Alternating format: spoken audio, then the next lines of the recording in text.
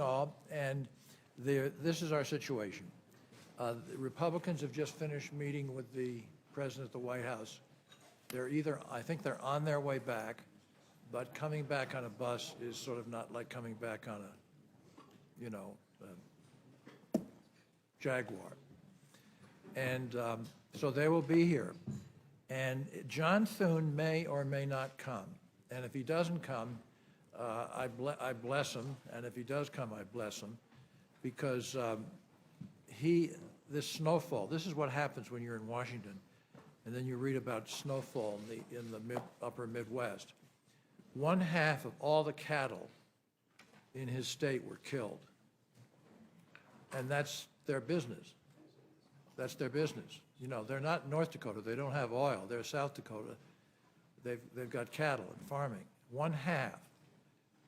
And so, I mean, if he comes back, that's glorious. If he doesn't, then we should all wish him well in that. Losing cattle is they're not people, but they cause people to lose their way of living. You think I should just leave it right there? Head into my statement. You promise not to go to sleep this time, Marion? Depends which mark you're talking about. I'm always overjoyed and enthusiastic about your opening statement. You're probably interested in fisheries, aren't you? We love fish. Do you? And we love crab. Do you? Yes. Would you like the captain too? I love the captain. Okay, that's I just want good. to get him back to work. All right, here we go.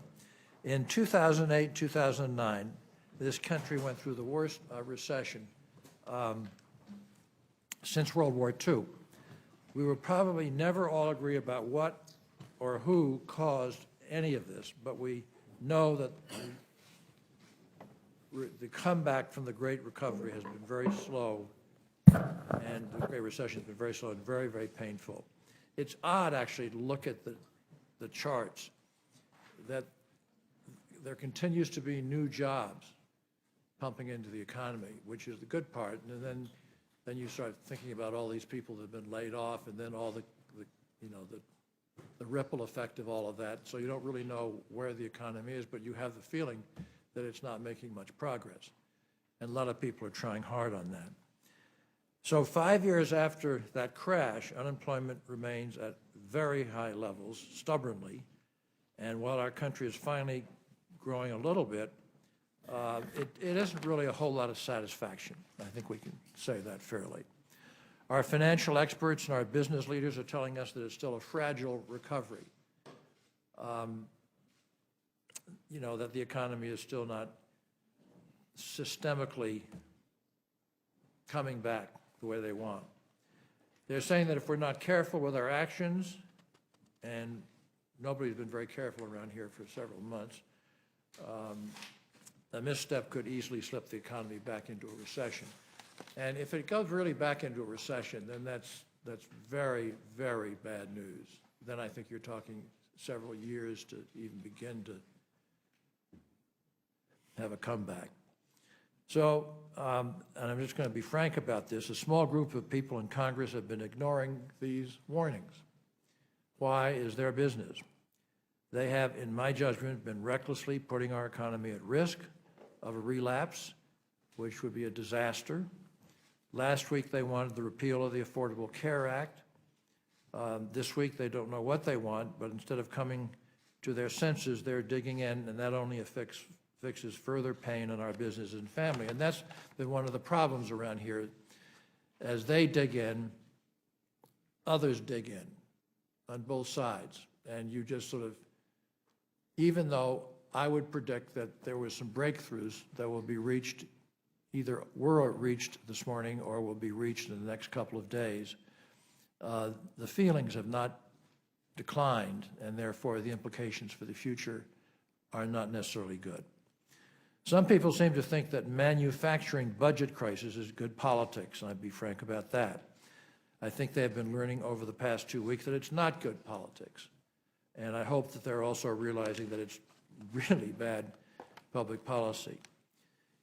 If you don't trust my opinion, that this shutdown is hurting our economy. Let me read from a letter that the U.S. Chamber of Commerce and the Business Roundtable, which usually write two very different kinds of letters, and 250 other business groups sent to the Congress on September 30th.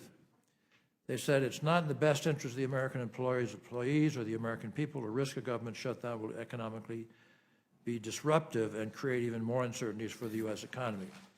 Not an enormously interesting statement, but the fact that they both wrote it and sent it and are now sort of putting pressure, more and more pressure on all parties, I think is very important. The damage and the disruption caused by this government shutdown are very, very real. What I regret in this hearing is that we'll be talking about things which come under our jurisdiction. And we won't be discussing things like Head Start and the WIC program and food stamps and everything of that sort.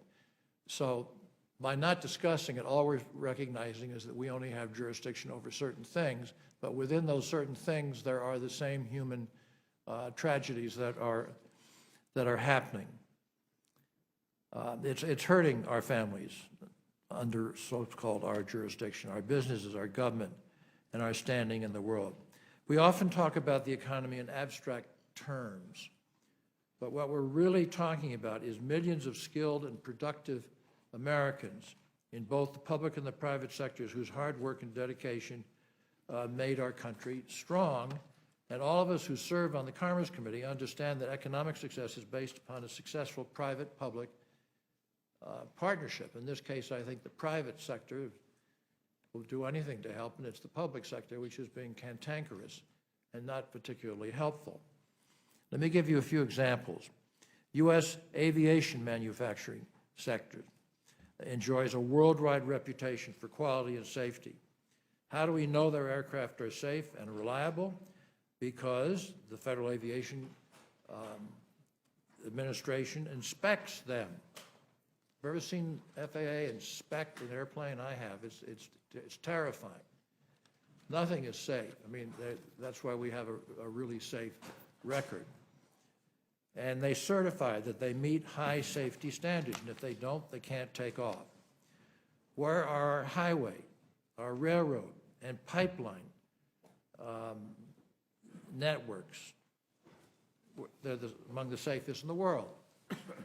It's hard to say when you see all the fracking and natural gas drilling and fires that come out of pipelines that nobody knew were there, to say that, but still, we're pretty good at that.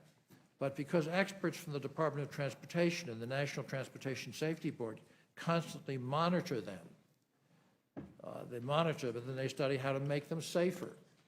And when they're doing that, they often have to make new maps because they've uncovered new pipelines which they didn't know were there, simply because pipelines have never really been inspected, and that's why you have to have regulation over things which can have a disastrous effect.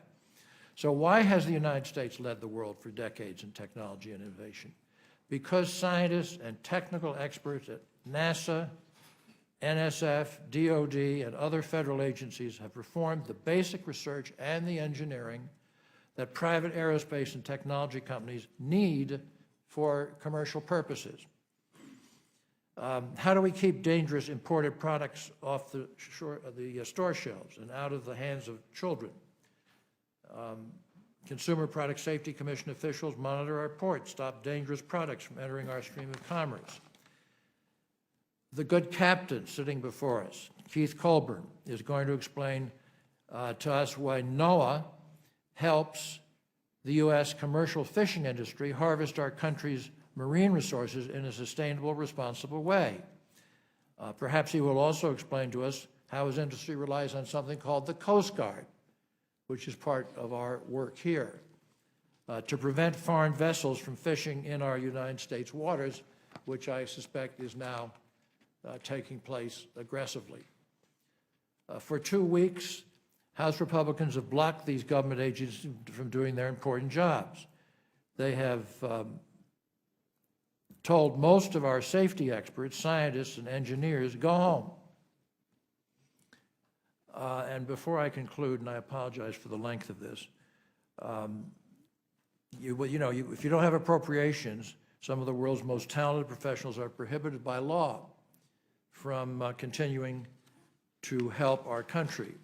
One of the people sitting home this week on furlough without salary is a NIST employee named Dr. David Weinland, who I had never heard of. But the Nobel Prize people have, and they gave him a Nobel Prize in 2012 for his work on atomic physics. Well, he's just sitting at home. Can't go to his lab. Lab closed. The small handful of members of Congress who engineered the government shutdown don't seem to value Dr. Weinland's work as much as the rest of the scientists in this world do. I regret that I had to call this hearing today. And I don't want it to be partisan, but I had to say what was on my mind, okay? This shutdown is doing enormous harm to our country, and it was totally avoidable.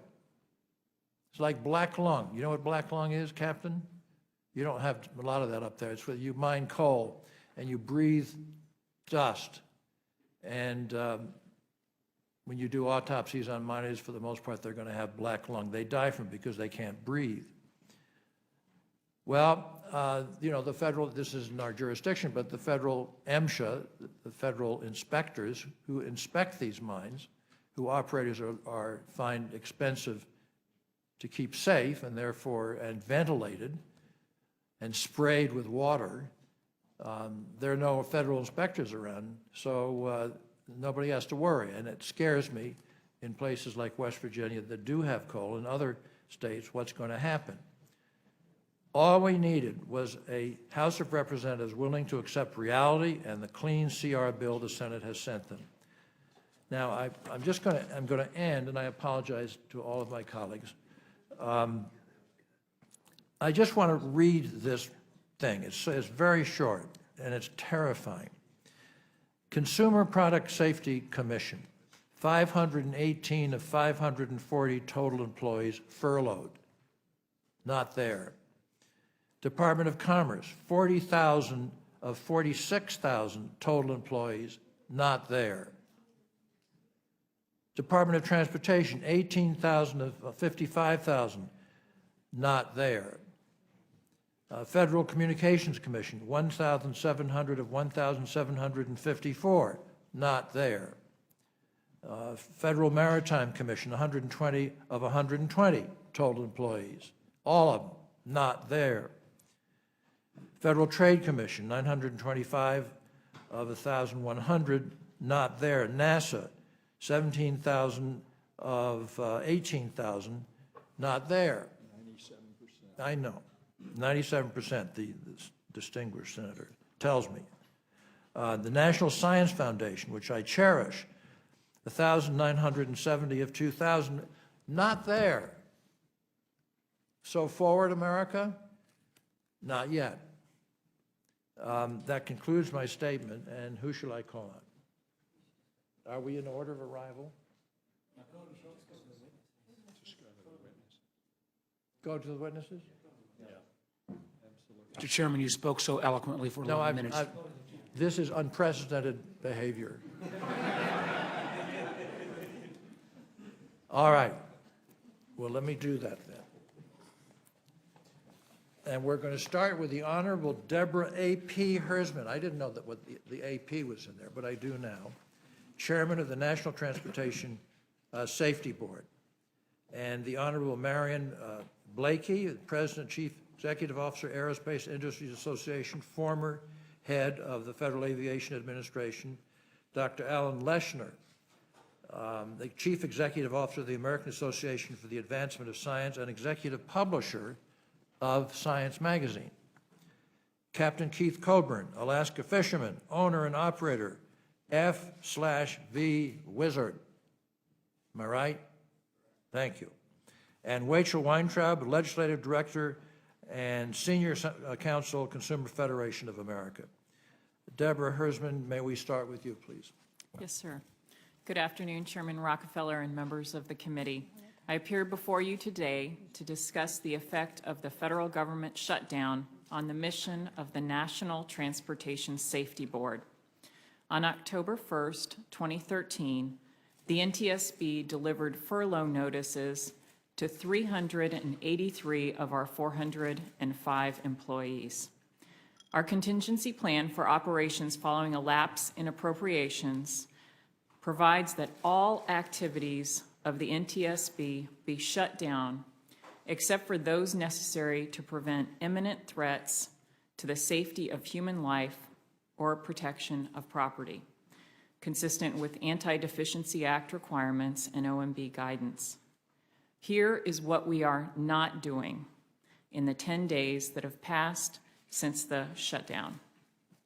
14 accidents have occurred in which we have not dispatched investigators, including an 8 fatal bus crash that occurred in Tennessee, a 4 fatal general aviation accident that occurred in Arizona, and a worker fatality that occurred just blocks from here on Washington's metro system. In addition to the activities that we are not initiating, the shutdown has resulted in the suspension of work on over 1,000 investigations in all modes of transportation. These delays slow our determination of probable cause and the issuance of safety recommendations, essentially delaying safety to the American public, resulting in lost lives and injuries. As examples, this week we announced the postponement of 2 investigative hearings. The first, a rail hearing involving 2 accidents on Metro North Railroad, and the second, an aviation hearing involving Asiana 214 that crashed on approach to San Francisco Airport. Both of those hearings have been postponed due to the shutdown. As one of the preeminent safety investigation agencies in the world, we routinely field requests from our domestic and international colleagues to provide technical expertise in their investigations, such as reading flight recorders. In the last 10 days, we have declined 2 international requests for assistance and 1 request from the State Department for support. The NTSB has also received dozens of notifications from our counterparts around the globe about accidents involving U.S. manufactured aircraft. While we are shut down, the NTSB is not able to fully represent U.S. interests in aviation around the world. Here is what the NTSB is doing during the government shutdown. In the last 10 days, we have identified 5 accident investigations that met the legal requirements for accepting employees from furlough. We have also issued 2 sets of urgent safety recommendations identifying imminent threats to life or property. In the event of a major transportation accident that meets the legal criteria for bringing employees back from furlough, we will launch a limited investigative team. Our furloughed employees are prepared to resume their roles as transportation safety investigators to collect perishable evidence and issue urgent safety recommendations only. However, you should know that the investigations would be just that, very limited. We would not provide the other important functions that the public has become accustomed to that do not meet that imminent threat to life or property threshold, such as providing support to accident survivors and victims' families after a crash, or providing updates to the public on the progress of our investigations. The NTSB provides a vital service to the traveling public as the independent voice in conducting detailed accident investigations. I urge you to reopen the government so that the NTSB can fully resume our safety mission. Thank you. Thank you very much, Chairman Hersman. And now, the Honorable Marion Blakey, President, Chief Executive Officer, Aerospace Industries Association. Thank you, Chairman Rockefeller, and thank you, members of the committee, for holding this hearing today. It is a very important topic, and we are very appreciative of your attention on this. Unfortunately, the shutdown is negatively impacting many civil aerospace programs that advance our nation's both technological edge and our economic progress. The longer this goes on, the worse it becomes. While not much attention has been paid so far to the private sector workforce that supports our government agencies, they too are suffering shutdown consequences, especially those smaller companies that are a vital link in the aerospace and defense supply chain. With limited cash flow, they're at risk of shuttering their operations in the event of an extended shutdown.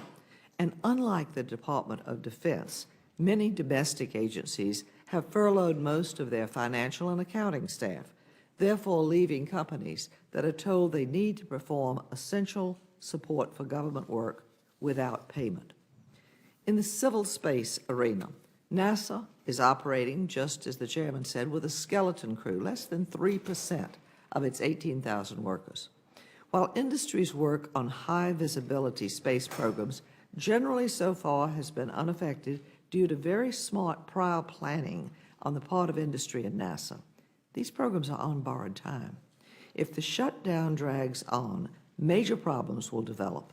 And additionally, industry's work on many other NASA and commercial programs is already being affected. With a few exceptions, NASA's unique national facilities are shuttered, unavailable for industry access to work either on government or commercial space programs. Support contractors working at NASA locations simply are unable to do their jobs. To compensate, larger companies are encouraging their workers to take unplanned vacations, try to find other assignments. But smaller firms are facing very difficult decisions because they have no assurance that they'll be paid for work done during the shutdown. And of course, the ripple effects are being felt throughout those communities. At the FAA's Office of Commercial Space Transportation, reduced staffing is leading to delays in the approval of launch licenses. This is burdening companies that are already risking their own capital to restore America's launch leadership and help NASA become independent of Russia for crew launch. There's also the potential impact to NASA's weather satellite development work they do for NOAA. The Joint Polar Satellite System, JPSS, is scheduled to launch no earlier than 18 months after the end of design life for the Xiaomi satellite that is now up there functioning. The JPSS schedule could worsen if this shutdown extends much longer. Turning to civil aviation, at the FAA, nearly 15,000 employees, about one-third of the workforce, are furloughed. While air traffic controllers are still working, they're doing their job without normal support functions, and they're not able to train or qualify new controllers. A larger impact is being seen in FAA's safety and certification programs. The law requires that FAA certify all aircraft, equipment, training simulators before they can go into service. Although some certification engineers and inspectors are being recalled to work, more than 90% were furloughed when the shutdown began last week. This is delaying the delivery of new products to customers and worsening a backlog that was already affected by the sequester last spring. Also, FAA's Aircraft Registry Office in Oklahoma City, it's closed, halting delivery of new aircraft to their rightful owners. And regrettably, the FAA has suspended the development, operational testing, and implementation of next-gen technologies, designed, of course, to make our air transportation safer, environmentally better, and efficient. As difficult as the shutdown is, we should not lose sight of sequestration's long-term harm. Federal agencies have dealt with fiscal year 13 sequester by freezing hiring, deferring needed maintenance, eliminating training, and cutting operational travel. These priorities can't be sustained indefinitely. As agencies are forced to choose between today's operating budget and tomorrow's capital investments, there's no doubt investments will suffer. In working to develop a final fiscal year 14 budget, we urge the sequester's replacement be found with more reasonable budget caps. So in conclusion, it's important to stress that the shutdown has only lasted 11 days, and while the impacts I've discussed are tangible and harmful to our nation and our industry, a much lengthier shutdown could lead to cascading, devastating consequences. I believe Congress and the administration must end the shutdown and begin work on a bipartisan grand bargain. Let's ensure our government will not only continue to operate, but that federal programs which advance our nation's economy and our security interests receive the funding they need. Thank you very much. Thank you very much, Marion Blakey. Dr. Alan Leshner, Chief Executive Officer, American Association of Advancement of Science and the Executive Publisher of Science. That means that when the issue comes out, you've read it all, approved Every it all. word. That's good. Yeah. You're an Just don't important ask. person at our hearing. Thank you, Mr. Chairman, members of the committee. I'm pleased to have this opportunity to testify before you about the impacts of the government shutdown on the scientific enterprise. And I can say that this shutdown has come as a very serious blow to an already beleaguered American scientific enterprise. The shutdown's affecting both government scientists, many of those supported by federal agencies, and it'll interrupt many long-term studies that depend on continuity over time for their success. Many kinds of data on which the nation depends will be lost or foregone. Our community has already been hit very hard by the sequester, which came as an overlay on federal science budgets that have already declined dramatically just in the past 3 years. These realities are coming at the same time that other countries, many our competitor countries, are dramatically increasing their research and development investments in spite of similar economic conditions. The cumulative effect of these trends, now exacerbated by the shutdown, are threatening America's very standing in the global scientific community. Losing our eminence in science would be a drastic consequence. It likely would result in fewer foreign scientists coming to study and work in the United States, fewer U.S.-based science and technology breakthroughs, and fewer U.S. startup companies and jobs. About the shutdown, unfortunately, the vast majority of federal science staff and programs fall into the so-called non-essential category and are directly affected by the shutdown. I'd like to give you just a few examples. There are more in my written testimony. At the National Institutes of Health, NIH employees that are allowed to continue do provide care for patients in the clinical center, but new patients are generally not being accepted, and normally some 200 patients are entered into trials every day. Moreover, at least 6 new clinical studies have been deferred. The National Science Foundation, this week, NSF announced that it'll be forced to cancel the U.S. Antarctic program's entire upcoming field season if the shutdown continues past October 14th. This could jeopardize the entire research season for hundreds of important projects in astronomy, particle physics, weather, biology, and many of these projects have been many years in development. 3 of 4 U.S. radio telescopes, which are largely funded by NSF, are off the air, impacting several thousands of researchers who can't collect important data. At NASA, scientists have been tracing the shape of the Milky Way using the Very Long Baseline Array, which is now shut down. They're missing an observation, and that means that a year's worth of data could go to waste, and they will have to start over. Much of NOAA's scientific portfolio constitutes what you might think of as environmental intelligence, requiring continuous monitoring and interpretation of an array of scientific parameters. Much of that monitoring will be suspended. For example, effective water management, such as in the Great Lakes, is dependent on understanding water quality issues. That monitoring will be suspended as the relevant NOAA scientists have been furloughed. The same is true for drought managers. In the Department of Energy, most of the national labs, which are managed under contract, would be shielded for a time, but their resources will be short-lived. For example, Sandia Laboratory in New Mexico plans to shut down on October the 21st. In Oak Ridge, Tennessee, the Y-12 National Security Complex, critical component in the nation's nuclear defense enterprise, has already started partial shutdown. What we call extramural researchers, those in our great research universities, are somewhat shielded from the immediate impacts of the shutdown, but the effects will soon reach their labs as grant renewals are disrupted and new grants are delayed in starting. We know that Congress faces many fiscal challenges in the weeks ahead.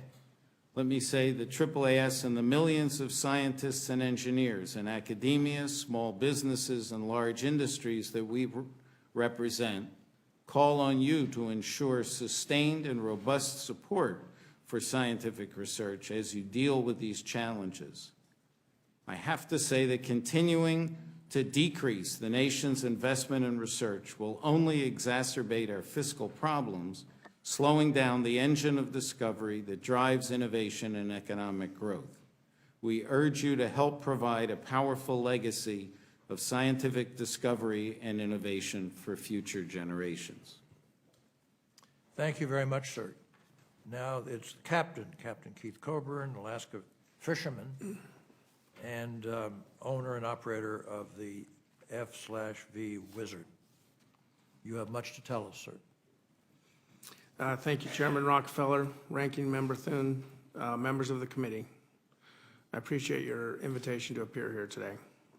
And Mr. Chairman, thank you for carrying on the legacy of the late Senator Inouye for advancing legislation to combat pirate fishing. I'd also like to thank Senators Begich, Murkowski, Murray, and Cantwell from the Alaska and Washington congressional delegations for their strong support for Alaska fishermen. My name is Keith Colburn, and I'm an Alaska crabber. Some of you may also recognize me as the captain of the fishing vessel Wizard on a Discovery Channel series, The Deadliest Catch. While I'm honored to be before the committee today, I'd rather be 4,000 miles away from here, awaiting the opening of my Bristol Bay red king crab fishery. This is the first time in 28 years that I have not been in the Bering Sea in the month of October. I'm here today on behalf of fishermen.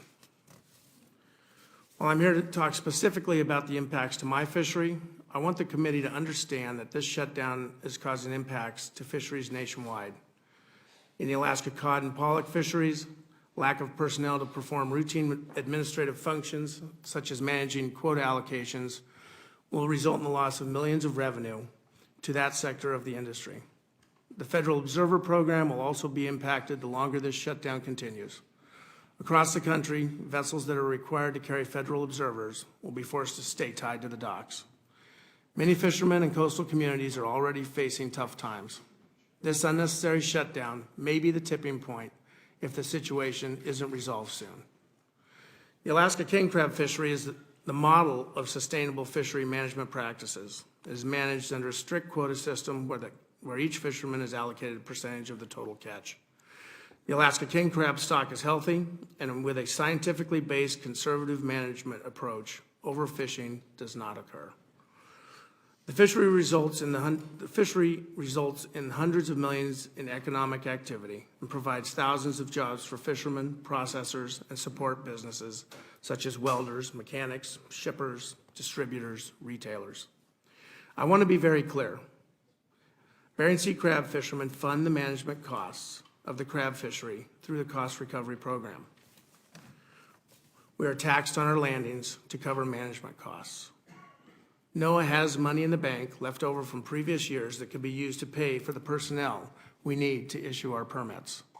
Despite this fact, NOAA has furloughed the employees that are necessary to start the fishery on the October 15th season opener.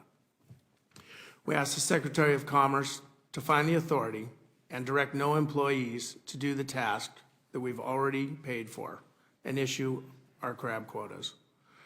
The delay in opening of the fishery will have significant impacts on our fishermen and Alaska coastal communities. Collectively, the fleet has already invested millions of dollars out of pocket just gearing up for the season.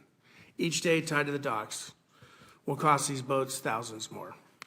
While these short-term impacts are relatively easy to measure, the longer-term market impacts are the scary part. For a majority of our crab, we rely on the holiday market, both in the U.S. and Japan. If the crab isn't caught, processed, and shipped out of Alaska by the second week of November, we stand to lose access to that market. We can't afford to lose any more days to the government shutdown if we want to meet that deadline. Losing the holiday market will decrease the revenue we earn at the dock by 20 to 25%. In the case of the Japanese market, we also stand to lose market share. If the Japanese buyers don't have Alaskan product on hand for the New Year's holiday, they will source their crab from Russia. Market watchers are already noticing uncertainty in the Japanese trade press over the Alaska supply. The Russian king crab fishery is unsustainably managed and subject to a significant amount of pirate fishing. This pirate fishing has already cost the Alaska crab fleet an estimated $500 million since 2000. If this shutdown continues, that amount will only increase. Time is critical. The Wizard is one of many small, family-run businesses that make up the Alaska crab fleet. My wife manages the shoreside end of businesses. My brother's on the boat with me. My crew depends on me to feed their families. We've been racking up bills to get ready to go fishing. If we're tied to the docks, waiting for the government, we can't pay those bills. On behalf of all fishermen, I'm asking Congress to end the shutdown now.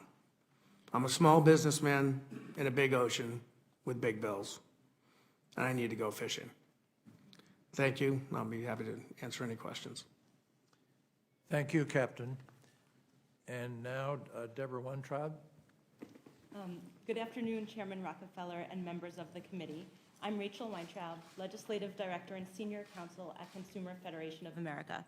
I offer this testimony on behalf of CFA as well as Consumers Union, Consumer Action, the National Consumers League, the National Consumer Law Center on behalf of their low-income clients, Public Citizen, the National Association of Consumer Advocates, and US PIRG. We all expect that the air, food, and products we use every day are going to be safe. We don't expect to be ripped off by a bank or a telemarketer. We expect that we can find information on government websites and that government agencies will investigate concerns and enforce existing law. Part of our security as consumers can be directly linked to the work conducted by the employees of many different government agencies. During the government shutdown, however, many of the consumer protections we depend upon have been significantly curtailed.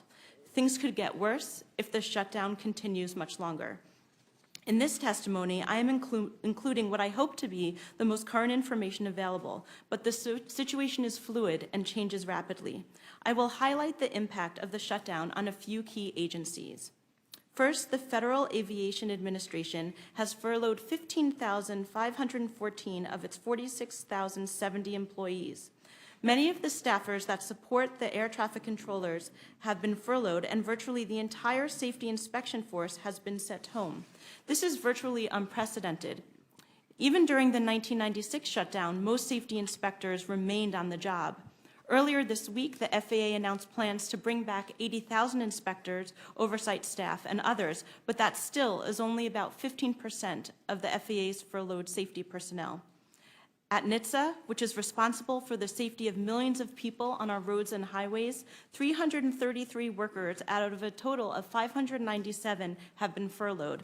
NHTSA is not able to alert consumers about safety recalls, work on rulemakings, and conduct defect investigations, research, and testing. Any auto safety defect that emerges during the shutdown will not be investigated properly, leaving consumers and our highways at risk. The impact of the shutdown on the Consumer Product Safety Commission is significant. 4% of the CPSC's total workforce remains on the job. That's 23 employees out of 540 full-time employees.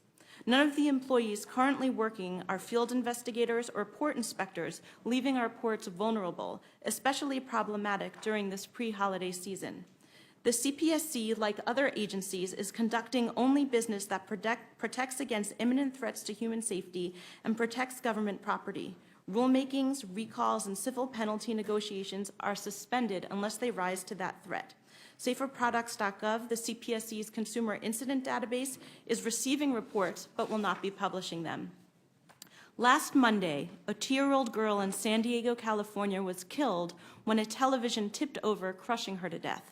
Last week, a 1-year-old boy from Hitterdale, Minnesota, swallowed part of a laundry pod, and has been hospitalized due to his injuries. Because of the shutdown, CPSC is unable to investigate these incidents and unable to educate consumers about how to prevent similar tragedies. Food safety is in jeopardy as well. The FDA will not conduct routine food safety inspections. Some compliance and enforcement activities will not be monitored. The CDC is at significantly reduced capacity to identify and respond to foodborne illness outbreaks and is unable to support state and local partners in disease surveillance, which has hampered CDC's capacity to track the recent and current salmonella outbreak linked to poultry that sickened close to 300 people. While most USDA inspectors of meat and poultry continue to work, the agency has said that a lengthy hiatus would have serious adverse effects. Agencies that seek to ensure fairness in the marketplace are also being compromised. Less than 20% of FTC's employees are exempt from furloughs, no rulemaking will proceed, and staffers overseeing the Do Not Call Registry, the Consumer Response Center, and spam databases are furloughed. The FTC website is not functional. A consumer who is the victim of identity theft cannot access information about the steps they need to take to further protect themselves. Less than 2% of the FCC's staff is working. At the CFTC, which oversees the commodity market and the bulk of derivatives markets, the vast majority of its 700 employees are furloughed, leaving the CFTC with few people to police the markets for fraud and manipulation. The shutdown is jeopardizing numerous consumer protections and placing consumers at potential risk. Thank you. Thank you very much. One of the things that you make me think of is that you were using specific examples, and I think the rest of us have been talking more in sort of general, the overlay of the situation. And of course, it always comes down to individual science experiments that can't happen. So one of the things that our committee, and before I call on Senator Wicker, our committee has done is to compile, and you all have this in front of you. It's a committee report on government shutdown, and it's 29 pages long. It could be 2,900 pages long, but it gives a closer account, a more human account of what's not happening. And I ask unanimous consent that this report be made a part of the record of this hearing. Mr. Chairman, this is a report by Us. by majority staff of the committee. Is that correct? Yes, it says majority staff right on the That's, front page. I just haven't seen it. So no, I have no objection. Okay, thank you. And I now call on Senator Wicker, who doesn't look like Senator Thune, but is Senator Thune, Well, for an opening statement, then we'll go to questions. let me say on behalf of Senator Thune that because of the unprecedented blizzard in South Dakota, he felt that he needed to get back to his state. And when he heard about this hearing, he tried to make travel arrangements to get back, but has been unable to do so. So I'm sure he would like to have been here. And we wish him a speedy return and wish the people of South Dakota the best during this disaster. Also, as most members know, and most of the public is aware, Republican members of the Senate have been meeting in the White House with President Obama and Vice President Biden for the last 2 hours or more. The meeting lasted longer than people expected, and I guess that's a good thing because we were talking about this very subject. So that's the reason that as ranking member for this hearing, I'm late, and I apologize for that. But thank you, Chairman Rockefeller, for your courtesy, which you've always shown to me and members on this side. No one is happy about the current shutdown. No one. Senator Wicker, I just wanted to say, I said the things that you said, but I also pointed out, with respect to Senator Thune, that 50% of all of the cattle of South Dakota are dead and buried while they're under snow. And that is a catastrophe, economic catastrophe. And I point out they're not North Dakota. They don't produce oil. They do cattle, you know, agriculture. And so that even his trying to get back here, I think, is a wonderful thing, and I'm proud that you're taking his position. Well, thank you for saying that, and it is a tragedy and a catastrophe, to be sure. As I said, no one is happy about the current shutdown, nor about any of the shutdowns that have occurred over time. During the Clinton administration, shutdowns cost $1.4 billion, furloughed hundreds of thousands of Americans, and sharply slowed economic growth. This shutdown is likely to be no different, and I think we all hope it ends very soon. The new economic report shows that even a 2-week shutdown would reduce gross domestic product in the fourth quarter by 0.3%. The disagreement arises not over whether the government should be reopened, but rather how we address our country's skyrocketing debt. Achieving reform in a divided government is often difficult, requiring tough decisions and requiring leadership by both political parties. The example set by President Reagan and House Speaker Tip O'Neill 3 decades ago is still relevant today. Despite vast political differences, the two leaders found common ground by putting the best interest of the country first, while still adhering to their long-held principles. In order to end this shutdown, both sides must work together. Both sides can agree there are policies and laws in place today that we would like to see changed. It's my hope that if both sides give a little, both sides will be able to walk away from the negotiating table with something of which they can be proud and we can all be proud. But first, Mr. Chairman, both sides must be willing to sit down at the table and negotiate. And based on news reports and encouraging signs out there in the public, perhaps we are indeed getting closer to a negotiating process. Regrettably, this is a catastrophe of our own creation, and the status quo needs to change. For too long, we have governed crisis to crisis. For the last several years, the Senate has failed to consider appropriation bills under the regular order, instead relying on multiple continuing resolutions or omnibus spending bills to keep government running. A continuing resolution should be a measure of last resort, not taken up lightly for the sake of political expediency.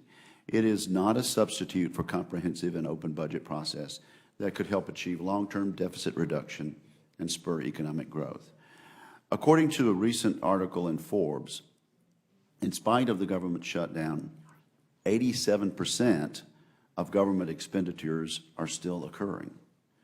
In other words, after payments for entitlements, interest on the national debt, and, quote, essential personnel and services, only 13% of government expenditures remain subject to this partial government shutdown. No matter how much we cut discretionary spending, it will not be enough to bring our budget deficit or our national debt under control. We must address the main driver of our current financial crisis, namely mandatory entitlement spending. Members of this committee will no doubt agree with today's witnesses that this partial government shutdown is having a negative impact.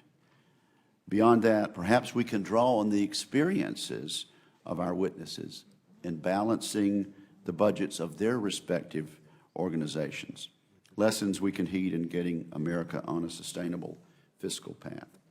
Thank you, Mr. Chairman. Thank you, Senator Wicker.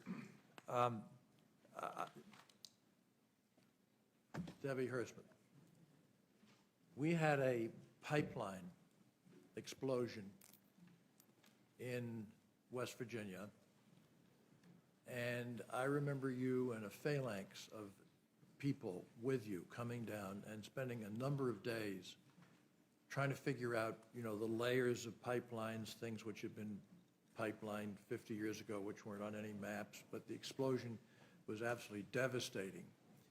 And you were obsessed by it, you were absorbed by it, and you spent a lot of time on it. You flew down. You know, I'm not trying to praise you, I'm just trying to say what you have to do in order to surmise what the crisis is and how it can be handled. You've mentioned other accidents, Tennessee, et cetera, Minnesota, but can you give us some things that have come across your desk that just flat out frustrate you because there's nothing you can do about it? And if you have so few people left actually on the job, they may not even be the people that you need when you go to a pipeline explosion or some other kind of explosion. They may keep the office running or something. Could you just talk to us about that? Sure. I think there's certainly the near-term issues of the accidents that we're not picking up, but there's also the longer-term issues of all of the accidents that we've put on hold. And your pipeline accident in Sissonville is one of those. We were working very hard to get that completed before the one-year anniversary, as many other members have accidents that we're working hard to get completed. It is choreographed to try to slot in all of this work. The investigators are handling multiple investigations at the same time, and they work very hard to get that work done to improve the safety of the traveling public. For the years that we've been around, the NTSB has improved the safety of the traveling public. But as far as risks are concerned, if we don't go, we don't know. And so we don't know what some of those risks are that are not being uncovered if we don't launch on those accidents. And I'll tell you, one of the most frustrating things for me watching what's happened over the last 10 days is I have a workforce that wants to get back to work. They work at the NTSB because they believe what they do makes a difference and they improve transportation safety. And they're calling, wanting to know if they can go. And as a leader, that's one of the most difficult things to say to your employees who are committed to the jobs that they do, to tell them that they can't do their job. And that doesn't make any sense. I thank you.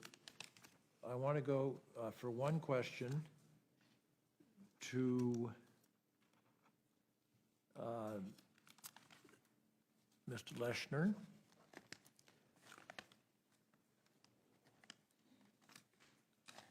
I got to find you, Mr. Leshner.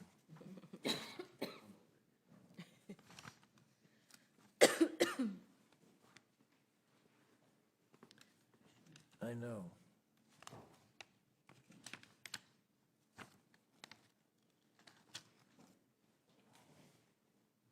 Well, I won't for the moment.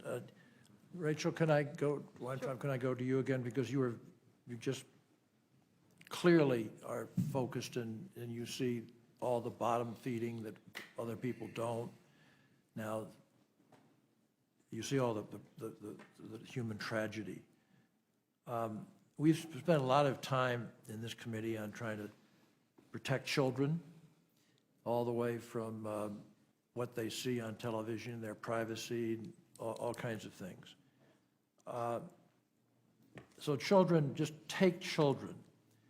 And the Consumer Product Safety Commission, toys, things of that sort, bring them alive for the committee of what is not going to happen that's good or what could happen that's bad because of the shutdown. Sure, and of course for children, I mean, some of the things beyond this committee's jurisdiction are having hugely detrimental impacts, especially for low-income children. But in terms of the Consumer Product Safety Commission, there are currently 23 people working at the commission. And there is so much work that gets done every day that they can't do. There are no inspectors at the ports, especially at this time, which is before the holiday season. It is so important to have CPSC inspectors who now have renewed authority and renewed resources as a result of the work of this committee to be at the port, to evaluate whether the products pose choking hazards, whether they contain excessive levels of lead, whether they pose a strangulation risk. Those port inspectors are unable to be at their jobs and do that work. In terms of recalls, only recalls that meet the high bar of an imminent threat to the public or to protect the property of the government are being conducted. We don't know what information we're not finding out. On the saferproducts.gov website, consumers are able to report information, but it's not being updated. So there may be incidents that even the CPSC doesn't know about, that the public certainly doesn't, and they will not find out about those incidents that could affect the safety of their children because the information is not being updated. I thank you. In order of appearance, we now go to Senator Wicker, if you want to ask a question, then Senator Warner, Nelson, Schatz, Begich, Heinrich, Cantwell. I don't want to depress anybody. But at least you're coming up quickly. Thank you, Mr. Chairman. I think the testimony has been very compelling concerning the negative aspects of this government shutdown. Let me say, Captain Colburn, this is your livelihood, family-run business. This is the way you put groceries on the table and feed your families. You are calling on, in your testimony, you're asking the Secretary of Commerce to direct NOAA employees to fulfill the task that you've already paid to do. You pay this with management. You pay these management costs through the cost recovery program. Is that correct? That is correct. How much do you pay, Captain? It's a small percentage of our catch, but I know over the last 7 years, I think it's run in millions of dollars for management. Okay. It may interest the committee to know that there are 3 House members who there are 3 members of Congress, 2 from the House and 1 from the Senate, that agree with your position that the Secretary has the authority to direct NOAA to resume these activities. I hold in my hand a letter signed by Senator Lisa Murkowski, also by Congressman Don Young and Chairman Doc Hastings of the state of Washington. He's chairman of the Committee on Natural Resources.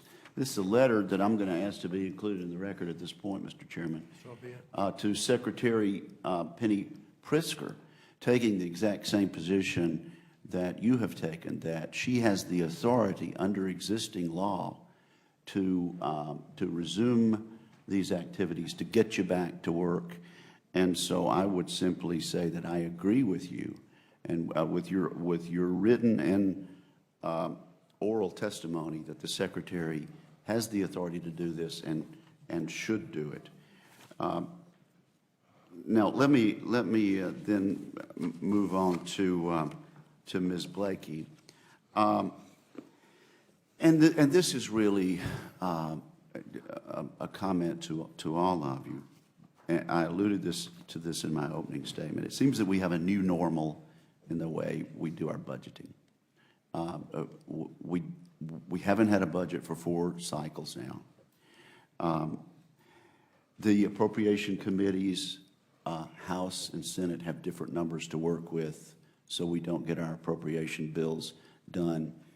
From our standpoint, those on my side of the aisle feel that we don't get amendments, and therefore it takes so much longer to reach unanimous consent agreements to bring these appropriation bills to the floor. And so we don't appropriate money under regular order. When I was first here as a member of the House of Representatives, the Senate passed their appropriation bills, the House passed their appropriation bills. We didn't get them all done, but we had them passed, and we were in conference, and by and large, at least we got half of them done, or a good bit of the budget. So I just would, I would ask you, Ms. Blakey, you mentioned predictability, and you alluded to this in your written statement. Wouldn't you agree that we got back to the basic process of budgeting and the regular appropriation process, this would be helpful to your agency, to the agencies that your organization works with in having predictability? Absolutely. As you know, Senator Wicker, when I actually had the privilege of working with you, Senator Rockefeller, so many others on this committee, in crafting a viable budget for several of the agencies we work with closely now. Both the FAA and NTSB are the two examples I'm thinking of. But it was vital to come to terms with proposing a budget, understanding the views of both House and Senate. Then you came together on a budget that had both predictability, had clear guidance. We understood the priorities that made sense from the standpoint of congressional concerns, and were able to, throughout the year, act on that. That's a very important thing because it gives clarity in government. I think it gives a clear understanding of what the taxpayers themselves, your constituents, view as being the priorities. And that was the way we used to do business. I certainly now, looking at it from the outside, working with these agencies, would give anything if we could move back to the point where we really actually had appropriations bills passed year after year. Thank you very much. Thank you, Mr. Chairman. Thank you, Senator Wicker. Senator Warner. Thank you, Mr. Chairman. I agree we need to deal with our fiscal issues on both sides. I would simply remind our colleagues that the Senate passed a budget in the spring and has asked 21 times to go to conference. 21 times to go to conference to have a budget in place. And I got to tell you, I really respect your testimony and your restraint.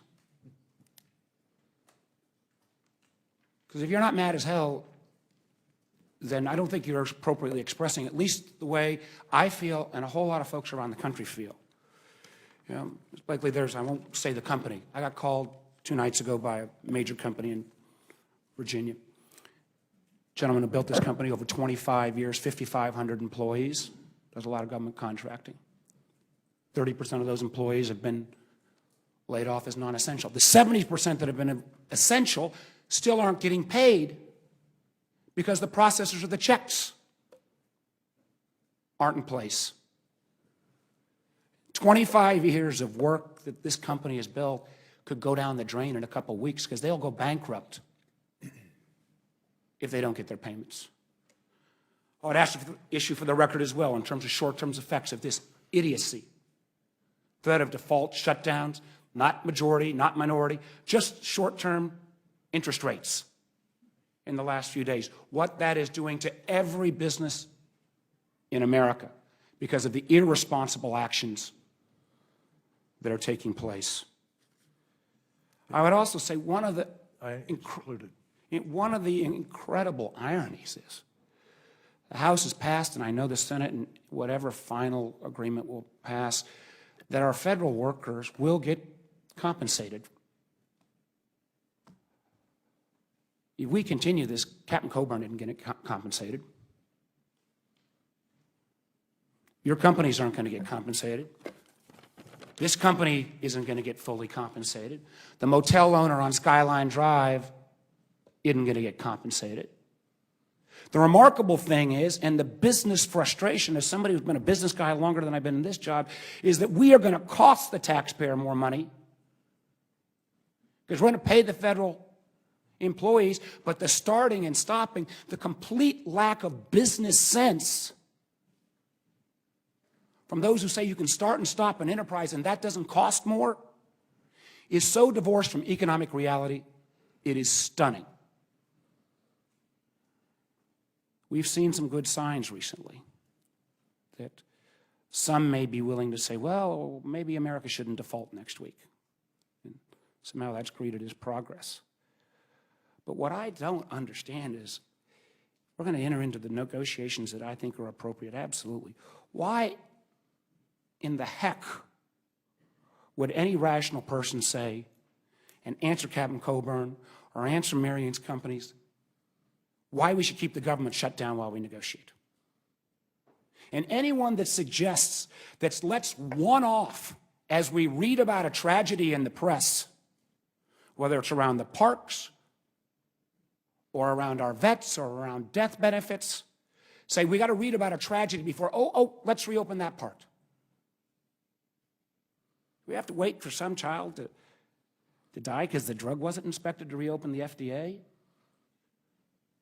or because somebody got bad food to reopen USDA, or God forbid, we read about that tragedy in Tennessee last week, something else happens and because you didn't get your inspectors out, that is not a responsible way to operate an enterprise like the United States government. I mean, it is beyond the pale of comprehension that anyone would say, keep this government shut down because it might give us a little more leverage. Operate on a one-off basis because when we see something in a tragedy, then maybe we'll say, well, that part ought to be reopened. I would ask any who want to keep the government shut, tell us what parts of the government you want to keep shut. Lay out those items. That ought to be, let the American people know what's not an essential. If they're not essential, maybe they should be permanently defunded. But don't do this on a one-off basis. These are just the short-term implications. And I'm not going to get to a question, but Dr. Leshner, you know, we've all heard the term intel inside. I think what we are doing right now is creating a cancer inside of our enterprise. What's happened in the NSF? What young scientist would join or want to apply to go into this field if you don't have any predictability? The rest of the world's not waiting on America to get its act together. They haven't stopped their research. They haven't stopped their innovation while we do this. I would say, you know, we're going to have to do more with less. Again, I've been a business guy longer than I've been in this business, but as a business guy who's led large enterprises, you don't degrade your workforce and drive down the morale when the future means you're going to have to do more with less resources. That is bad business. And I know this is outside the purview of the Commerce Committee, but that is a Commerce Committee's enterprise. It's about business enterprise. That is bad business for our country. And I guess I would only ask those who say, let's one off, let's keep the government shut down while we negotiate ad nauseum. Come tell them to Captain Colburn. Come tell him to Marion Blakely's companies. Come tell him to this 5,500 person company in Virginia is going to get potentially in bankruptcy in 2 weeks. So I appreciate the restraint of the panel. But an awful lot of folks in my state, an awful lot of folks around the country aren't showing that restraint. And it's maybe a little more anger might be warranted at this point. Thank you, Mr. Chairman. Thank you very much, Senator Warner. Senator Nelson. Well, Senator Warner, in the case of some of the companies affected, I don't appreciate the restraint of the companies, because the restraint of the companies is not putting the real life in front of the small group in the House of Representatives that is causing this shutdown. And let's go back and remember, this shutdown is not about deficits now. This shutdown was about defunding Obamacare. Let's remember how this thing started. And we have seen in living technicolor here today examples all the way from transportation safety to consumer safety, and go down the list, and the captain is losing catch not only by the passage of days, but by foreign predators coming in and taking his catch, as is the case of the loss of catches along the coast of the entire United States. Look at the science projects that are not getting done. Ms. Blakey, I agree with everything that you said.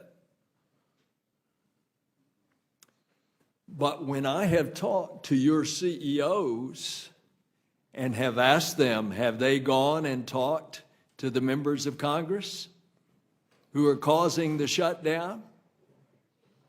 They haven't. Maria Cantwell's company can't deliver Boeings because of the shutdown.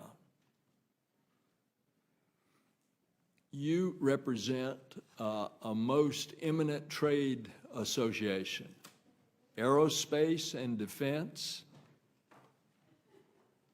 Ms. Blakey, have you gone and sat down to those members that are voting for this shutdown and explain what is happening in their districts? The short answer is yes. And I would also point out, not just myself as a trade association executive, but we've had small businesses up here. We, in fact, had a delegation who spent time with leadership, both House and Senate, and literally talking about the effects of this very, very recently. I can't, of course, account for every one of our CEOs' appointments up here on a daily basis, but I can also testify that they are spending a great deal of time making certain that people understand that there are both commercial effects, something that we haven't touched on as much so far in the committee discussion today, but there are competitiveness issues out here. We compete in a global economy in aerospace, and the fact of the matter is that we will very quickly lose credibility, lose standing, lose market share, and this is something that is absolutely critical. So yes, we are up here pointing this out, and I will also tell you I'm looking forward to a 5 o'clock discussion over at the White House today that the White House has called with us to continue to discuss all of this. So it's a vital dialogue, and I couldn't agree with you more, Senator Nelson, that it has to be with everyone that has a role to play in this.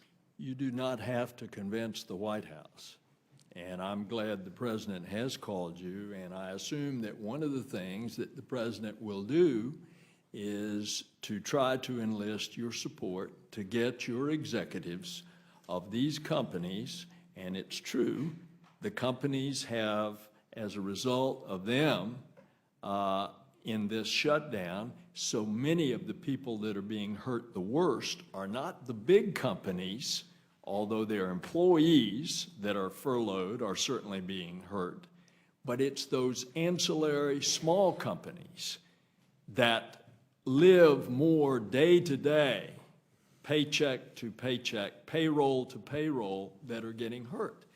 And I want to encourage you. I met with 2 of your CEOs last week, and they were not ready to step up and go talk to the leadership in the House of Representatives that were allowing this shutdown to continue.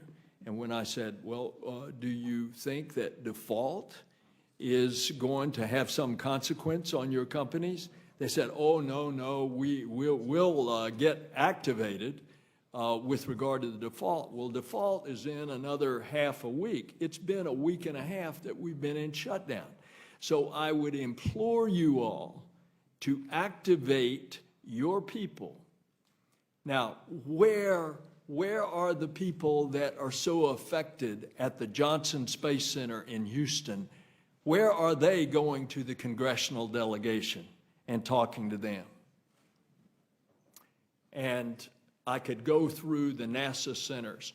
Everything that you said, I agree with, Ms. Blakey, but you need to put a fire under your executives. Thank you, Mr. Chairman. Thank you, Senator Nelson. Senator Schatz.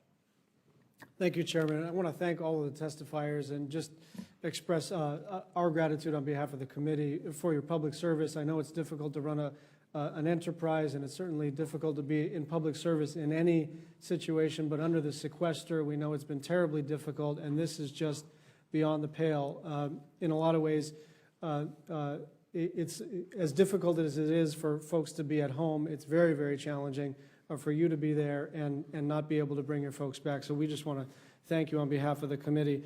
My first question is for Dr. Leshner. I'm concerned, and I think this may be one of the things that Mark Warner has been talking about over a number of weeks and actually years, and that is remaining competitive with respect to the next generation of scientists. And so I'd like you to offer us some insight with respect to the personal, economic, and professional decision-making that a young, promising scientist may be having to go through over the next couple of weeks and months with respect to literally what they do for a living and how that may impact our position with respect to science.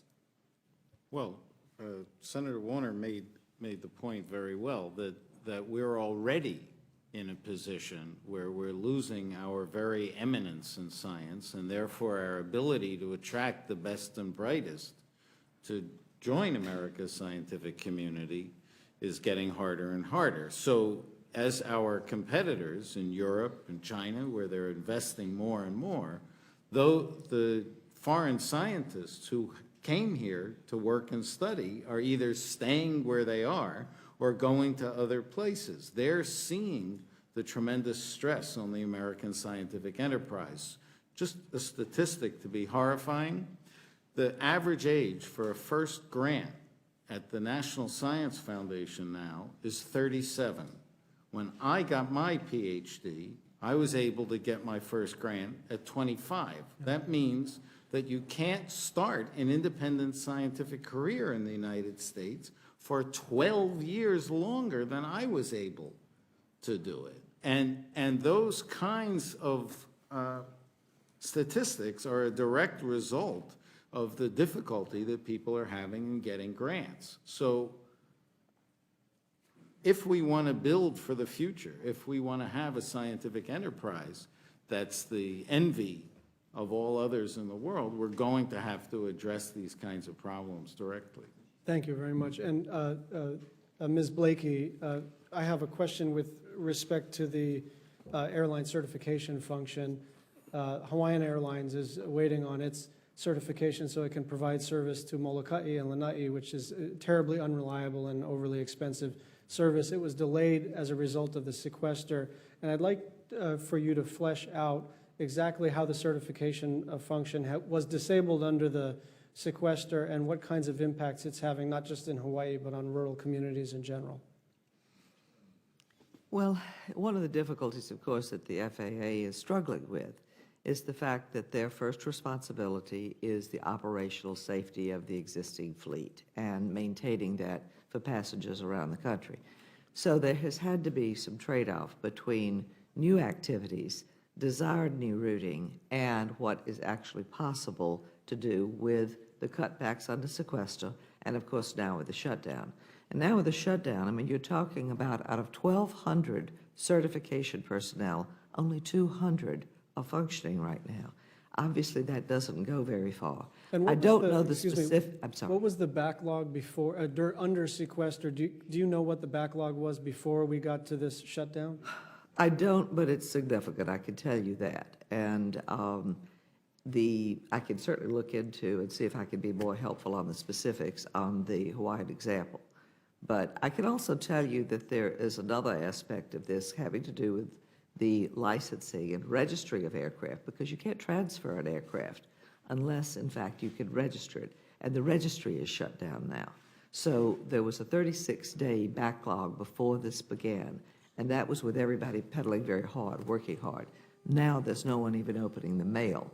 And every month, 10,000 aircraft have to be registered or re-registered. So you can start doing the math on this and see where it goes. It's a very, very concerning situation. Thank you very much. Thank you, Senator. Senator Begich. Mr. Chairman, thank you very much for putting this meeting together. Thanks to all of you being here. You probably get the sense of a little frustration by all of us here, and I know there's both Democrats and Republicans sitting and independents at this table, and you're probably as frustrated as we are why you're even here. I mean, I know for you, Captain Keith, you don't want to be on solid ground. You want to be on wavy waters right now. This is unusual for you to be on solid ground in October. And for you to be here is somewhat amazing. But I want to say one thing, Mr. Chairman, and I have some questions for some folks here. You know, we cannot recreate history here. And I hear this word over and over again, we need to get on with negotiations on our budget. No, we did that. We did that starting in July on the continuing resolution. Matter of fact, the Democrats had a number in the Senate and the Republicans in the House had a number. And when all done and said, we agreed with their number, a $70 billion cut to this year's next budget. We agreed with it. We didn't get anything. We agreed with it. So I know there's sometimes revisionist history around this place and amnesia that sets into some people. So when people say we need to negotiate, we have. Now they want another one. Fine, pick the issue. But we need to open the government up. for all the reasons that the captain laid out in his testimony. You know, we had a meeting before he came over here, and it's appalling to me to sit here and have to have you sitting here because you should be back there fishing, taking care of your families, but you're here stuck in the dysfunctional Congress. And for people to say we can't get appropriation bills, I'm missing the picture here, or budget bill, like you brought up, Senator Warner. You know, the budget passed the Senate. The budget passed the House. Now, yes, there are going to be different numbers because that's the process. Then you go to conference committee, which we have tried 21 times to get an agreement to go to conference. 21 times. No one on our side has a problem with it. I'm happy to take whatever amendments they want to throw up and deal with them. But for whatever reason, we can't do it. So let's not have revisionist history in this body anymore. I get it. Now, for all of you that are here, for the captain, my question is very simple. You talked about your impact, but your impact is broader on two parts. And I enjoyed, Marion, your comments too, because you and the captain are very similar. If we fail to produce, market share goes to someone else. They're not waiting around. They're actually looking at us to fail around the world. Russia is looking, they would love to get all our crab business from Japan. They'd love it because it's worth hundreds of millions of dollars over time. So your impact, Captain, is not just you, but it's multifaceted. Is that fair to say? Absolutely, that's fair to say. I'd like to start, though, by mentioning Mr. Wicker's statement earlier, and I want to thank both the House and the Senate for recognizing that my fishery is fee-based. Apparently, maybe I'm making a difference by showing up here today. I'd like to thank Congressman Young and Senator Bukowski and also everybody that's sitting here for putting a Band-Aid on the fisheries. I really appreciate that. But it doesn't. Are we going to get another Band-Aid for allocations? Are we going to get another Band-Aid down the road for the Observer program? At some point, you're going to run out of Band-Aids. And at some point, you're going to need a tourniquet. I mean, I said in my statement to begin with, I'm here on behalf of fishermen. I'm here for crabbers, but I'm here for fishermen. I'm here for our markets to be solid, for our economy to be good, for people to be able to buy my crab. I don't want Russian pirated crab to supplant my crab in the marketplace, not only in Japan, but domestically. I mean, to me, it's crazy right now. I feel like we're putting the Russians to work and we're putting American fishermen out of work. So thank you for the question. Now that's a very good summary. I bet you, Marion, you could probably say something similar. Well, we have, you know, we compete around the world with our product in the aviation industry, and we're very proud of our product. Because the work you did prior to what you're doing here and what you're doing now, we have some of the best safety records anywhere. And we understand the business.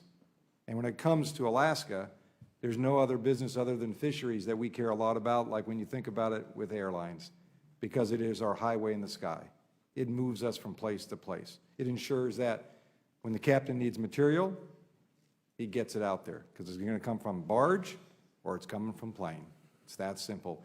And when you mention the satellite issue, there's not a, you don't just get to throw up a satellite any time. There's a process. And actually, there's a thing called the orbit. You know, you just don't today say, geez, we're going to go down to, you know, Satellite or Us and buy a satellite and throw it up in the air. It doesn't work that way. Is that a fair statement?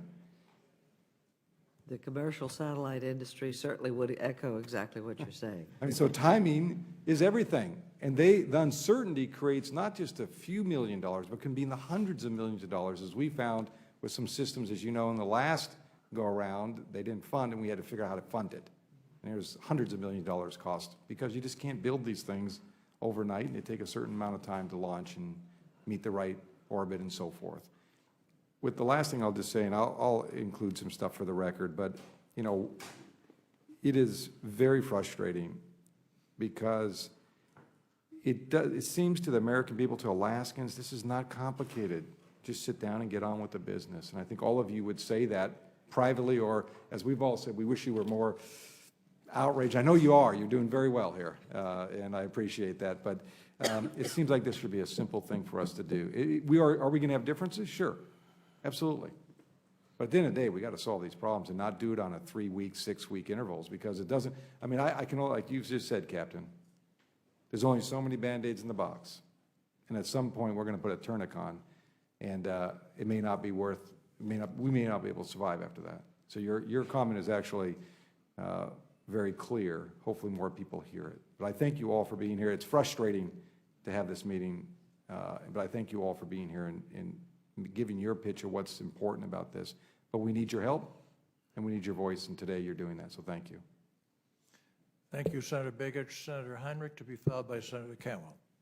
Thank you, Chairman. And I want to thank Senator Begich for the segue to the issue of putting satellites in the orbit. We do a lot of work in New Mexico for the rest of the country.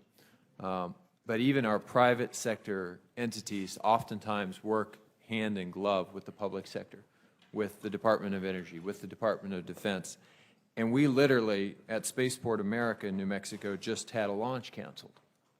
That's a window that, I mean, we have now missed.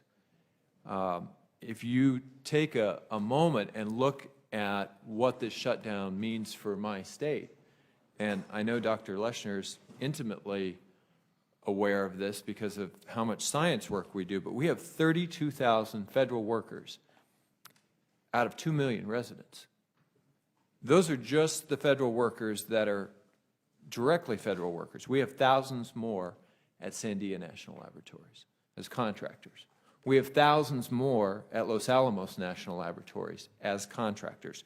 We have 2,000 subcontractors alone at Los Alamos. One retailer said in the paper recently in Los Alamos, anytime the lab sneezes, we catch a cold.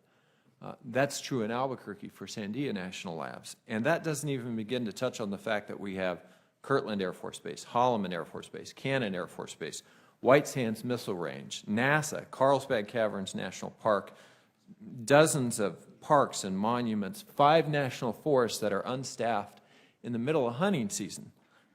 Millions upon millions of Bureau of Land Management acres that currently can't process energy leases, also unstaffed in the middle of hunting season.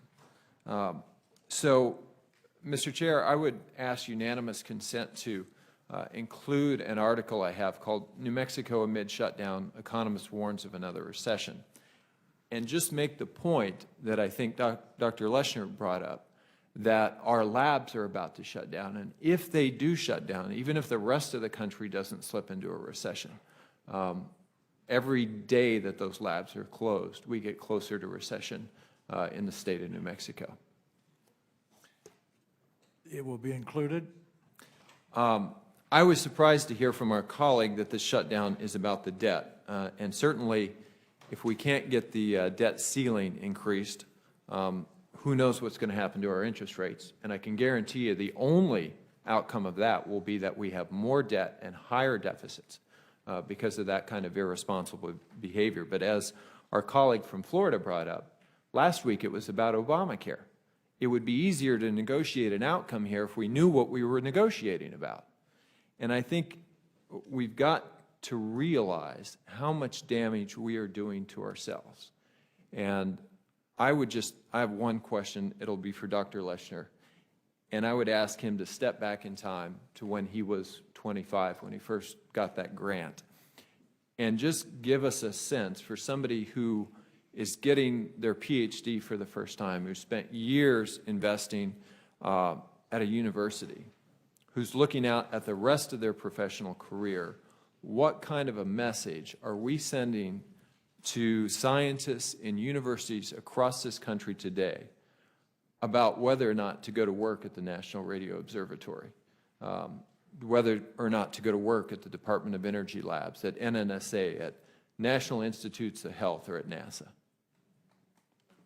You know, science is a continuous incremental process that has to go on in a continuous way over time. And for a young person to think that their career will be stop, start, will make it extremely difficult to see real accomplishment over time, because science has to be continuous.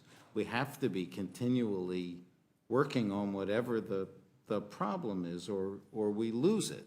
And we certainly, someone made the point, are at risk of losing it to our competitors. Science has gotten more and more global. It's going on all over the world. We collaborate all over the world, but we also, at the same time, have national interest, and we have to maintain that national standing as well. If you're simply somebody who right now can't acquire data on long-term research because of the shutdown, what that little piece of this, what impact is that going to have on our science over the coming years? It happens in two ways. One is so there's an interruption and there's a delay. On the other hand, many of those time series studies that have been done are totally dependent on continuity. So if you have a break, you might as well not have done the earlier part, because it's only going to tell you the result as a function of being a continuous process. So although a stall looks like a hiatus, it isn't really a hiatus. Frequently it means, okay, throw away everything you did before, because you won't have that continuous series of measurements. Mr. Chairman, thank you for holding this hearing. Thank you, Senator Heinrich. Senator Cantwell, to be followed by Senator Blumenthal. Thank you, Mr. Chairman, and I really wish that our colleagues on the other side of the dais here would be here. I know you, Senator Wicker was here, and you explained about Senator Thune, but these really are important issues that the impact of this shutdown is having on the American people. And we're hearing in detail about how it's affecting business. And for a minute, I thought I was the only one who woke up this morning with extra angst about this situation. Now, hearing my colleagues on both sides of me, I realize that it's permeating. Because why? Because we're getting real stories fed back to us by constituents, and those constituents are suffering greatly, all because we won't open the government. And I'm almost overwhelmed, Mr. Chairman, on where to go with my questioning, because I have so many questions. I mean, I could ask Ms. Blakey about aviation and the mention in this registry issue she talked about, which means planes can't get delivered, which means customers can't get planes, which means people, you know, and jobs are going to be delayed. The information that I have about the FAA and the fact that the radar system needs to be maintained. If the radar system isn't maintained over time, it has problems and complications.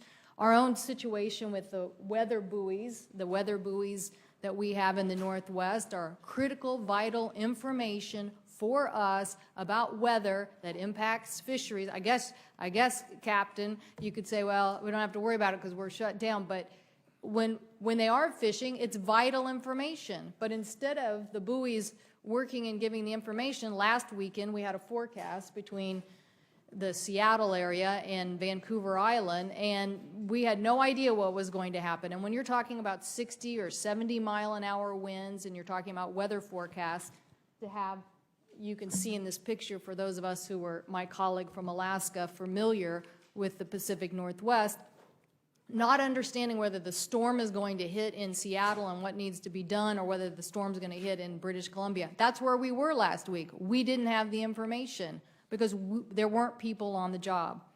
And so I look at this situation, and I know my colleague from Mississippi thinks, well, you can just read a few letters and you can say that, you know, that you can call an agency. Well, I can tell you, I've already called about getting these fisheries open. And people have made decisions based on the law and the interpretation of the law. Now, we can disagree with it. I can disagree with it. My colleague here can disagree with it. We can all disagree with the logic of what lawyers have advised. But the bottom line is that's what they have said in a shutdown happens. And so that fishery, as you're saying, the crab fishery, is closed.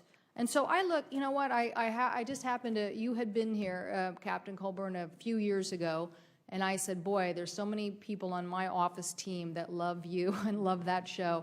Would you sign They don't work for me, though. No. Well, that's my point, actually. That is exactly my point. Because you know what, when I was sitting here listening to my colleague from Mississippi tell me that it was all about an amendment, that somebody didn't get an amendment, and I started thinking about that picture, this picture of your vessel. tossing around in the ocean. And if you could see this close up, you can see the ice all over the vessel. You can see the difficulty that this vessel has to operate under, and you have to come back here just to go and do this job and hear somebody talk about how they didn't get an amendment and that's why the government is shut down. It's unbelievable to me that we're sitting here and that you have to come and do this instead of being able to do this job that is already dangerous and treacherous to begin with.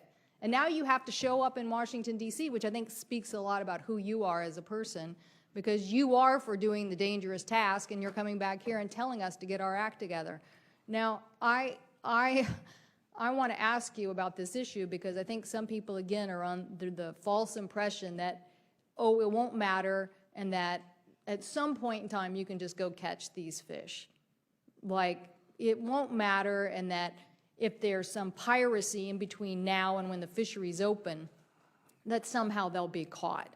And when you mentioned in your testimony this $500 million being lost since 2000, we're talking about an operating Coast Guard. We're talking about people who were helping you. Now, with the difficulty of the shutdown, this impact of piracy and this impact that we're going to roll into loss of business is really going to hurt the fishery if it is not fixed in the next 48 hours, 72 at best. Is that not correct?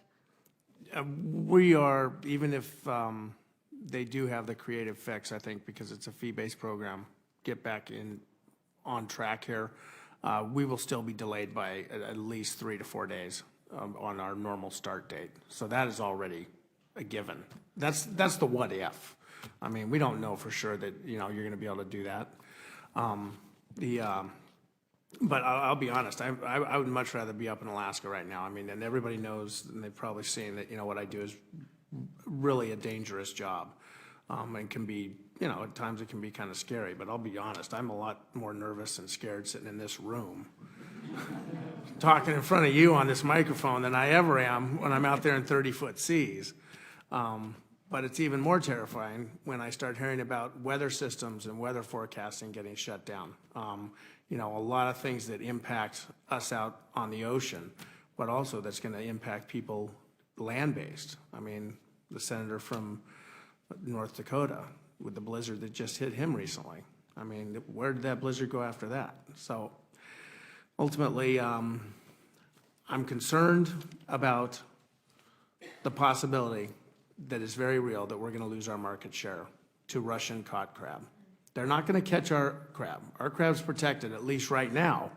Now, if the Coast Guard starts losing more and more funding, well, there's going to be nobody out there to patrol the dateline. And cut back 35%, and they have a very complex set of missions. If there's any organization in the federal government that has been asked to do many, many things with minimal resources, it's the Coast Guard. And so now they're being diminished another 35%. So I think it will be challenging for them if we don't get this government open to continue to focus on the piracy. Thank you. Thank you, Mr. Chairman. Thank you, Senator Cantwell and Senator Blumenthal, and then, of course, we'll give all the time we want to Senator Thune and Senator Klobuchar. Thank you, Mr. Chairman, and I want to join in thanking the chairman for having this hearing, as well as the staff of the committee for doing such a great job putting together a hearing on such short notice on a problem that I think is obviously vital for us to address. You know, I was listening to one of the shows today as I was buying a cup of coffee, so I caught it out of the corner of my ear and heard about one of the polls that shows that the American people actually have risen in their opinion, favorable opinion, of what the government does, not necessarily of the Congress, which I think understandably has diminished in popularity, but a greater appreciation for what the United States government does and what people who work in the government do, which of course, is understandable because they are seeing the effects of not having those folks working for them and doing their job, and all of the stuff they take for granted. And of course, we take for granted that when people go into a fast food restaurant, there will be some oversight and investigation of diseases, foodborne diseases that they may find there, and those foodborne diseases don't go on furlough. They take for granted that someone's going to investigate and prosecute the fraudsters and the con artists who victimize them, and of course they don't put any of their employees or themselves on furlough, or the unsafe toys or devices, or the other kinds of things that may be in their home, like a chest of drawers. Ms. Weintraub mentioned that, and those safety issues are not put on hiatus or furlough. So I think there is something very important happening that may be longer lasting, I hope is, among the American public. That is a greater appreciation that these enforcement and other kinds of activities that are undertaken by the government, and the American public, taxpayers, pay for them, so they should understand and appreciate what is done for them. And I want to express my appreciation to Captain Colburn for traveling the 4,000 miles and making us aware of one aspect of these effects. But the other point is that I also heard on this same show one of the folks saying, well, you know, Congress doesn't understand the effects on real people. Of course we do. We're hearing it now, but we've also been hearing it literally day after day, hour after hour from our constituents. We are listening to them, and it is really a small, very fractional, fringe group that ideologically is in complete contradiction to the appreciation the American people have for what government does, because they are nihilists and anarchists. They want to shut down government. That's been part of their agenda. And fortunately, I think they have been shown to be wrong, that in their opinion that government is worthless, that it does no good. And I want to thank each of you for coming here today and expressing to us very pointedly and persuasively the harm and hardship that has been done to the sectors of the economy that you represent and the segments of people. Ms. Weintraub, maybe you can elaborate a little bit on the specific examples that you've given about individuals, consumers particularly, who are injured as a result of this shutdown. Sure, and there are many that I can't discuss because I don't know about them because the CPSC hasn't been able to do their work. There were two incidents that I highlighted having to do with product safety and children.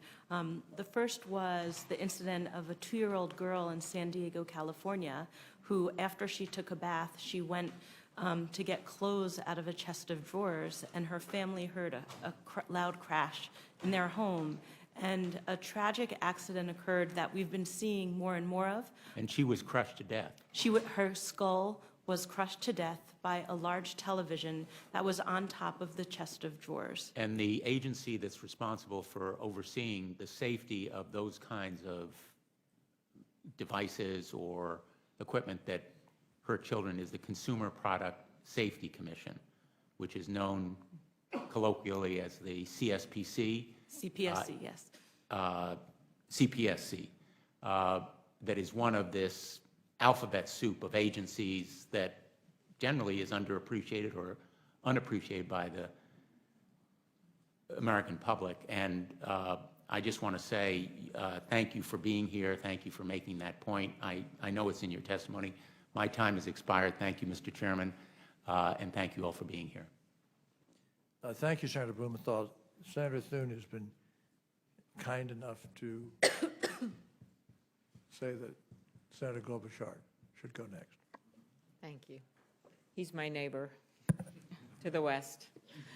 Thank you very much, Mr. Chairman, and thank you for holding this hearing, and thank you. I've worked with nearly all of you, except I haven't been out on your fishing boat.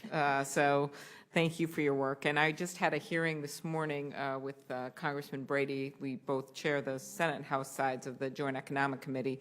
And one of the witnesses, Mark Zandi, who was an economic advisor to Senator McCain in his campaign, testified about how already, just with this shutdown, we've seen about a 0.5% decrease in domestic product growth.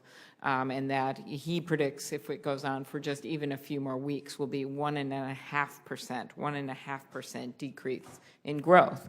And when we think about that, I think people automatically think about the furloughed workers and they're not spending money and things like that. But that is really the icing on the cake. What is really the guts of it, from what I've seen, is all of the businesses that are being affected by this and the slowdowns. And I guess I would just, in this week alone, I've had emergency calls from an aircraft manufacturer, Cirrus, in northern Minnesota, a very important employer in Duluth, Minnesota. They are 60% exports. They can't ship their planes. They're all at Commerce, where they have to go through this registry department. And Commerce, I think over 80% of the,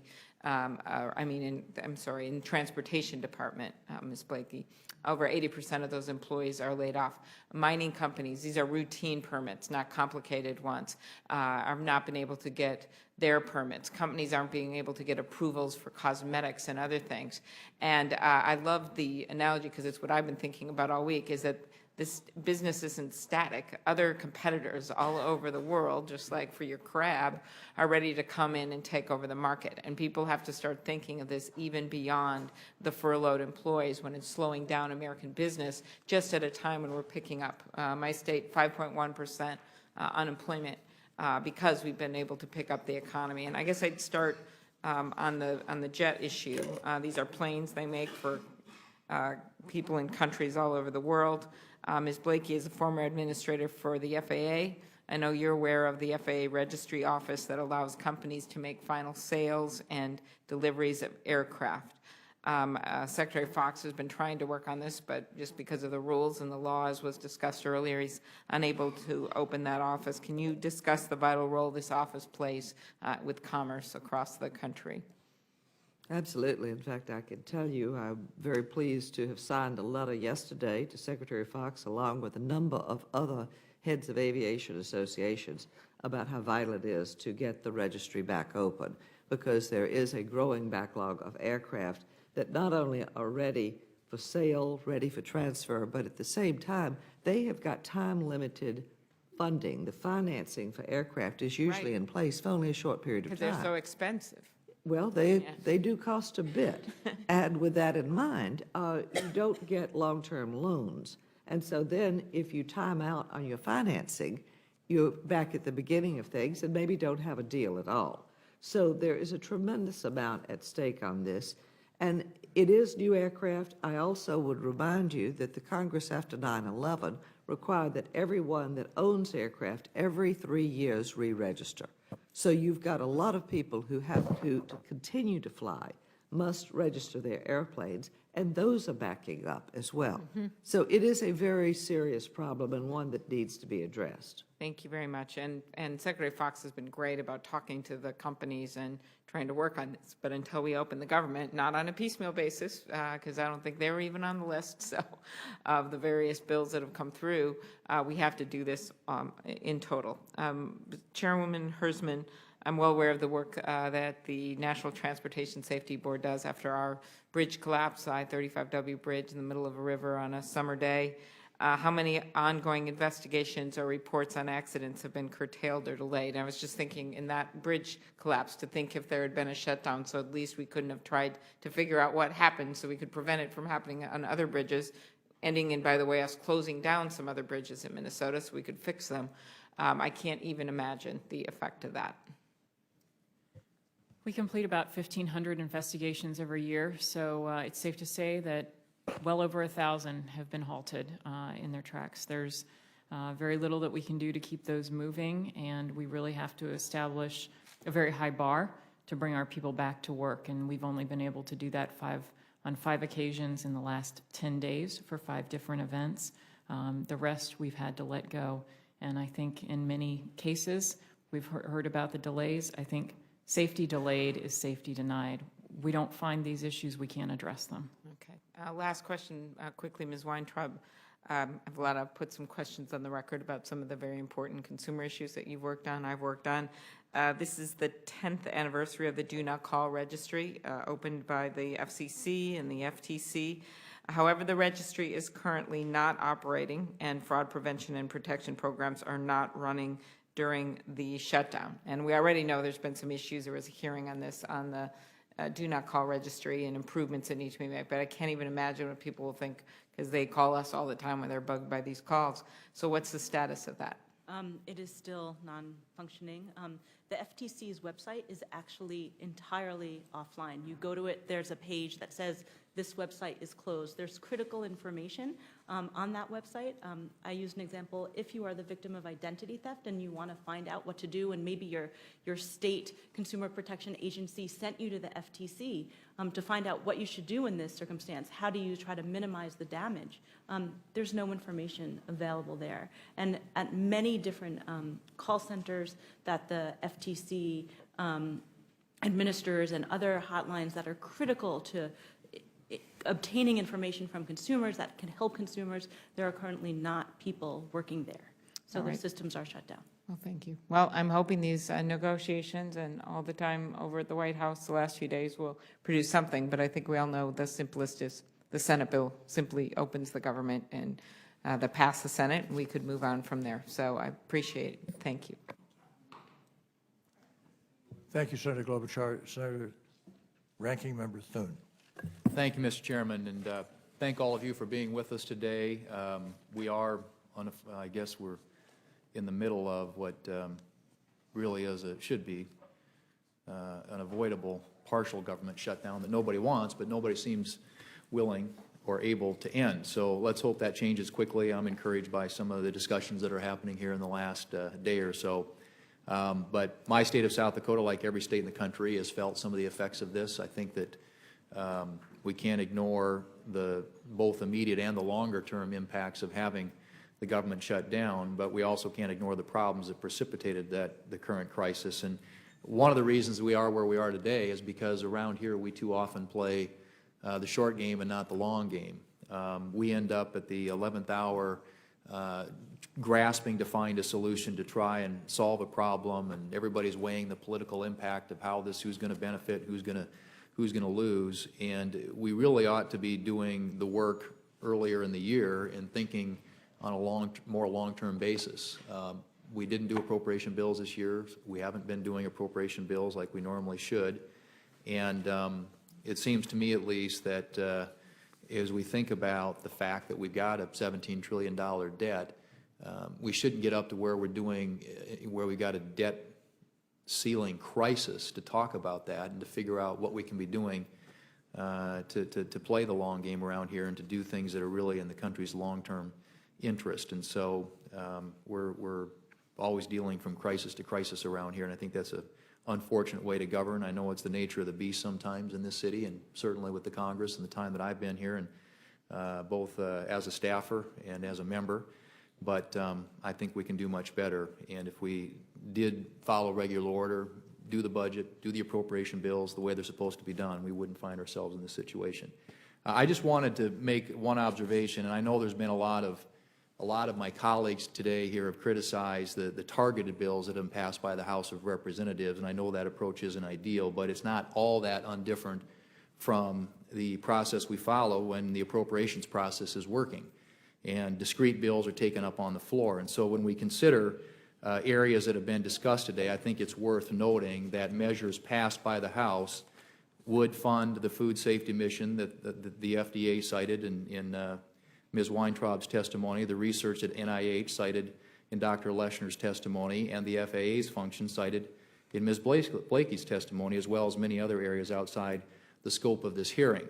And so while all of us want the government to reopen, I would hope that we could acknowledge that there are things that the Senate could do today to mitigate some of the impacts of the shutdown, as we've already done for the military. That was something that everybody kind of found consensus around. And so even though it may not be the ideal way to do things, I think it's important to point out that there is a CR, it's in the House, There's nothing we can do in the Senate about that until the House takes it up and acts on it.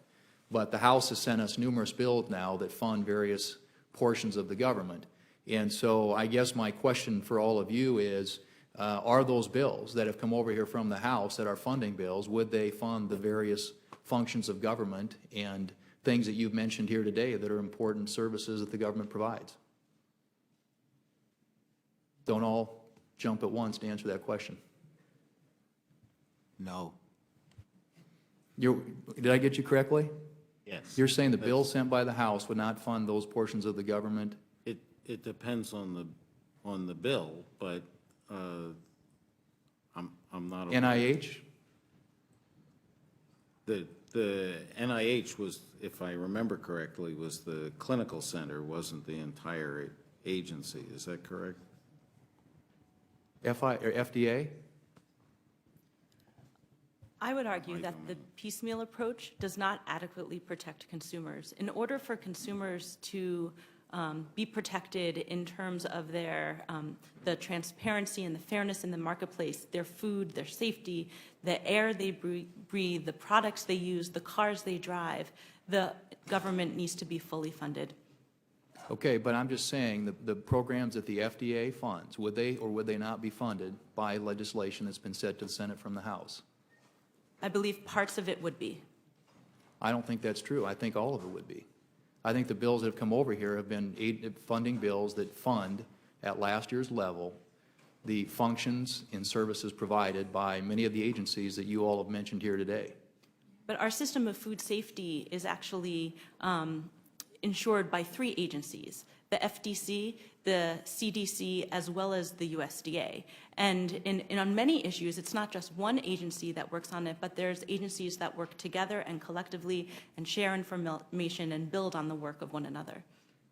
All right, well, I will acknowledge that it's, you all want to see the full process work. I think we all do, but I think we have to acknowledge that there are, when you come up here and talk about funding deficiencies for specific agencies and programs, there are bills that have come over here that would fund many of those agencies and many of those programs and many of those services. I don't think you can deny that. FEMA, National Guard and Reserve, you can go right down the list. So anyway, obviously that's not a question anybody on the panel wants to answer. I do want to ask one specific question. It has to do with the FAA registry issue that Ms. Blakey, you responded to earlier. There was a letter that was signed by several of our colleagues and a couple on this committee, Mr. Chairman, from both sides of the aisle, basically suggesting that many of those employees, in the last time we went through this in the shutdown, were declared accepted employees because of the important role they play when it comes to public safety and the important role when they play when it comes to national security issues. And so I'm wondering maybe if, as we think about this issue, and I think the letter that was sent points out that the last time this was done differently and that it really does bear heavily on issues of public safety, national security, other important impacts, including the economic impacts that were already mentioned today. But could you elaborate on some of the challenges and some of those economic impacts related to the registry office being closed? I'd be happy to, because I think that we are definitely of like mind that the registry needs to reopen. I would point out one thing that actually took some digging to determine, because the issue of it wasn't closed back in 95, 96, or 96, 97, whatever the major, but it was this time. The FAA actually had already had an appropriations bill passed, so it was not covered during that shutdown. And that is an important big difference, because there were a number of appropriations bills that actually Congress had passed at that point. That said, the issue that you're raising is a very legitimate one in terms of the importance today. We just signed a letter, a number of us in fact, to Secretary Fox asking that he re-examine the classification or the characterization of the registry as employees that should be seen as accepted. Because as you look at the cumulative effect, the first day, second day, it might be harder to argue that there was immediate safety ramifications. But as this builds up, we believe very strongly that not only do you have genuine safety concerns of not being able to transfer these aircraft, many of new, but some of them are older ones. At the same time, you have big economic impact, the lack of funding that is going to be there, financing is expiring. You have $10,000 a month that you really do need to provide the registrations for. And then there are security issues. The Congress required that the planes, all of them, not just new, but everyone re-register their plane every 3 years so that we would know who is up there. Where's the ownership of these? It's an important issue from Homeland Security's standpoint. So there are a number of ramifications of this that really do argue strongly for opening the registry and trying to then deal with what now is a big backlog of aircraft that need the registry. So again, we'd like very much to see this happen, and we believe it would be possible to re-examine that in light of the growing problems that are there as the shutdown continues. There also were problems because the sequester had already cut back the staff there, and they had a 36-day backlog before this even began. So again, anything that you all can see your way clear to doing on that front, I think the aviation community would very much appreciate it.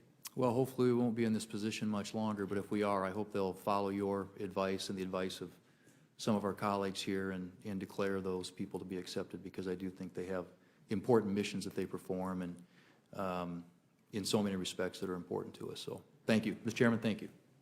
Thank you, Ranking Member Thune, very much. And again, I really did sort of bestow upon you a sub-papal blessing for being here. And I know you're in the leadership and that you have to be here in terms of votes, but that sort of half your economy being wiped out is something most people don't experience as a broad body, as a state. Senator Markey. Thank you, Mr. Chairman, very much. This is a very important hearing. It kind of really makes it pretty clear what's going on. So what is happening is that the Tea Party controls the House of Representatives, and they don't like the government. And so they want to shut it down. And then as people start to complain, they say, well, we'll start to pass bills over here piece by piece to reassemble the government, as people identify how that part of the government helps the American people. And so far, they've already passed 8 or 9 separate bills to send it over to the Senate. They say, oh, the people like the National Institutes of Health. Oh, the people like national parks. Oh, people want to make sure that women and infants are taken care of. People want FEMA to be funded. So piece by piece, they keep sending over bills. So this reminds me of the story of the little boy in Russia, and he hated Kreplach, just hated Kreplach. And his mother one night, she decided, I'm going to show him why he should like Kreplach. And so she takes out the dough, and she starts to make the dough, and she says, just like a pancake. And the boy smiles, yeah, just like a pancake, I like that. And then she took out the meat, and she chopped up the meat and said, you like meat? Oh, yeah, I love meat. She put that in. Then she baked it up, put it in the soup. She said, you like soup? I like soup. And then she put the Kreplach in the middle of it. And the boy said, Kreplach, I hate Kreplach. I hate it. So what's happening with the Tea Party Republicans is they keep going, the government, I hate it. And now piece by piece, like the Kreplach, we're showing them what the government does. You like the NIH? Oh, I like the NIH. You like national parks? Oh, I like national parks. And piece by piece, as we head towards Christmas, we'll have the whole government reestablished after it had been shut down for 3 months. And once it's put together, the Republican Tea Party House members will go, Kreplach, I hate Kreplach, I hate the government. And so what do we say to people, though? where the Consumer Product Safety Commission has furloughed 96% of its employees right before Christmas. No one is inspecting toys being imported from China that may contain dangerous levels of lead or other life-threatening defects. No one is posting reports to the online consumer product database that I worked to create with this chairman to ensure that the news of deaths, of serious injuries, are made available to mothers and fathers as an early warning system. No cop is on the beat investigating reports of actual deaths caused by consumer products to ensure that additional lives are not lost.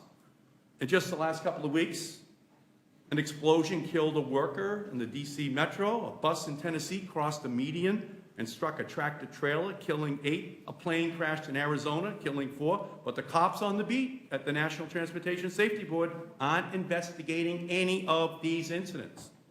The National Highway Transportation Traffic Administration has furloughed 56% of its employees. More people are killed in highway accidents every day than by tobacco or anything else. Furloughed 56% of their employees. No cop is on the beat to investigate automotive safety defects that could lead to death or serious injury. We are also losing our cops on the Wall Street beat. The Commodities Futures Trading Commission has had to furlough 96% of its staff. Just 28 people are left to monitor a $300 trillion market. How many people are being ripped off all across our country and all across our planet right now? The cops are off the beat. Are there any fewer bad guys right now? No. What keeps them from doing the bad things to good people? The cops on the beat. So yeah, as each day goes by, it's going to be like Kreplak. You like pancakes. You like soup. You like meat. You like the Consumer Product Safety Commission. You like the Commodities Futures Trading Commission. And piece by piece, the Republicans will have 8 bills, 20 bills, 30 bills, 50 bills they have to pass as the public comes to understand what's in our government. And so to a certain extent, that's why the polling is so bad for them. The public now sees what the government does. And to a certain extent, they're increasingly understanding that the Affordable Care Act is going to make sure that every poor child in America has health care. So they're saying they're willing to pass a bill to have the NIH get refunded, but still keep the government shut down, unless the Affordable Care Act is repealed or delayed a year, so that poor children can't be covered for coverage. I don't think the public is there. I don't think that's what it's all about. I think what you all have been talking about this afternoon has explained more fully, what it is that we need the government to do. And what is the government, after all? The government is playing a role that individual families can't do for themselves. That's why we have a government. It's the stuff we all decide we have to do together. And thus far, the Tea Party Republicans in the House, they haven't decided yet that the Consumer Product Safety Commission is important enough. But the American people believe it's important. They haven't decided yet that the National Transportation Safety Board or the National Highway Safety Traffic Administration is important. But they will, as each day goes by, when they understand how people's lives are permanently altered because there was no protection. So I thank you so much for everything that you have been doing. And I would ask, Mr. Chairman, that I want to add my concern that this shutdown on top of the sequester is harming American science and our innovation economy very badly. And that's, let's be honest, that's who we are as a country. We are the innovation economy for the planet. That's our business plan. That's what 3% of the world's population does as a business plan for the next generation. And when you're shutting down the NIH, when you're shutting down all these other science-based, innovation-based programs, China and India are just looking at us saying, what are you doing? That's your business plan. That's what we're afraid of. And we don't have to be afraid of them, but we should respect them. They're coming at us in each one of these areas. And that is being shut down in our country. And if it goes on much longer, it just calls into question every young person saying, why should I go into those fields? Why should I spend my life doing that when I can do other things that actually reward me much greater? So I have here, Mr. Chairman, a letter from Dr. Susan Avery, who is the director of the Woods Hole Oceanographic Center, to be included in the record. She notes that the costs associated with a government shutdown far exceed the real or hard documented costs, particularly in the science community, where funding interruptions can have a lasting impact on science experiments, long-term observations, and research personnel. And I would ask, Mr. Chairman, that that letter be included in the record in its entirety. It's so ordered. I thank you, Mr. Chairman. And may I continue, or?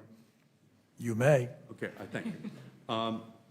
Do you all agree, just quickly, do you all agree that the federal government shutdown has increased our risk of serious injury or death because the cops on the beat who are responsible for the early detection of disease, consumer product defects, or dangerous environmental pollution are not at work? Yes or no? Yes. Yeah. Sure, yeah. Yes? Yes, sir. Yes?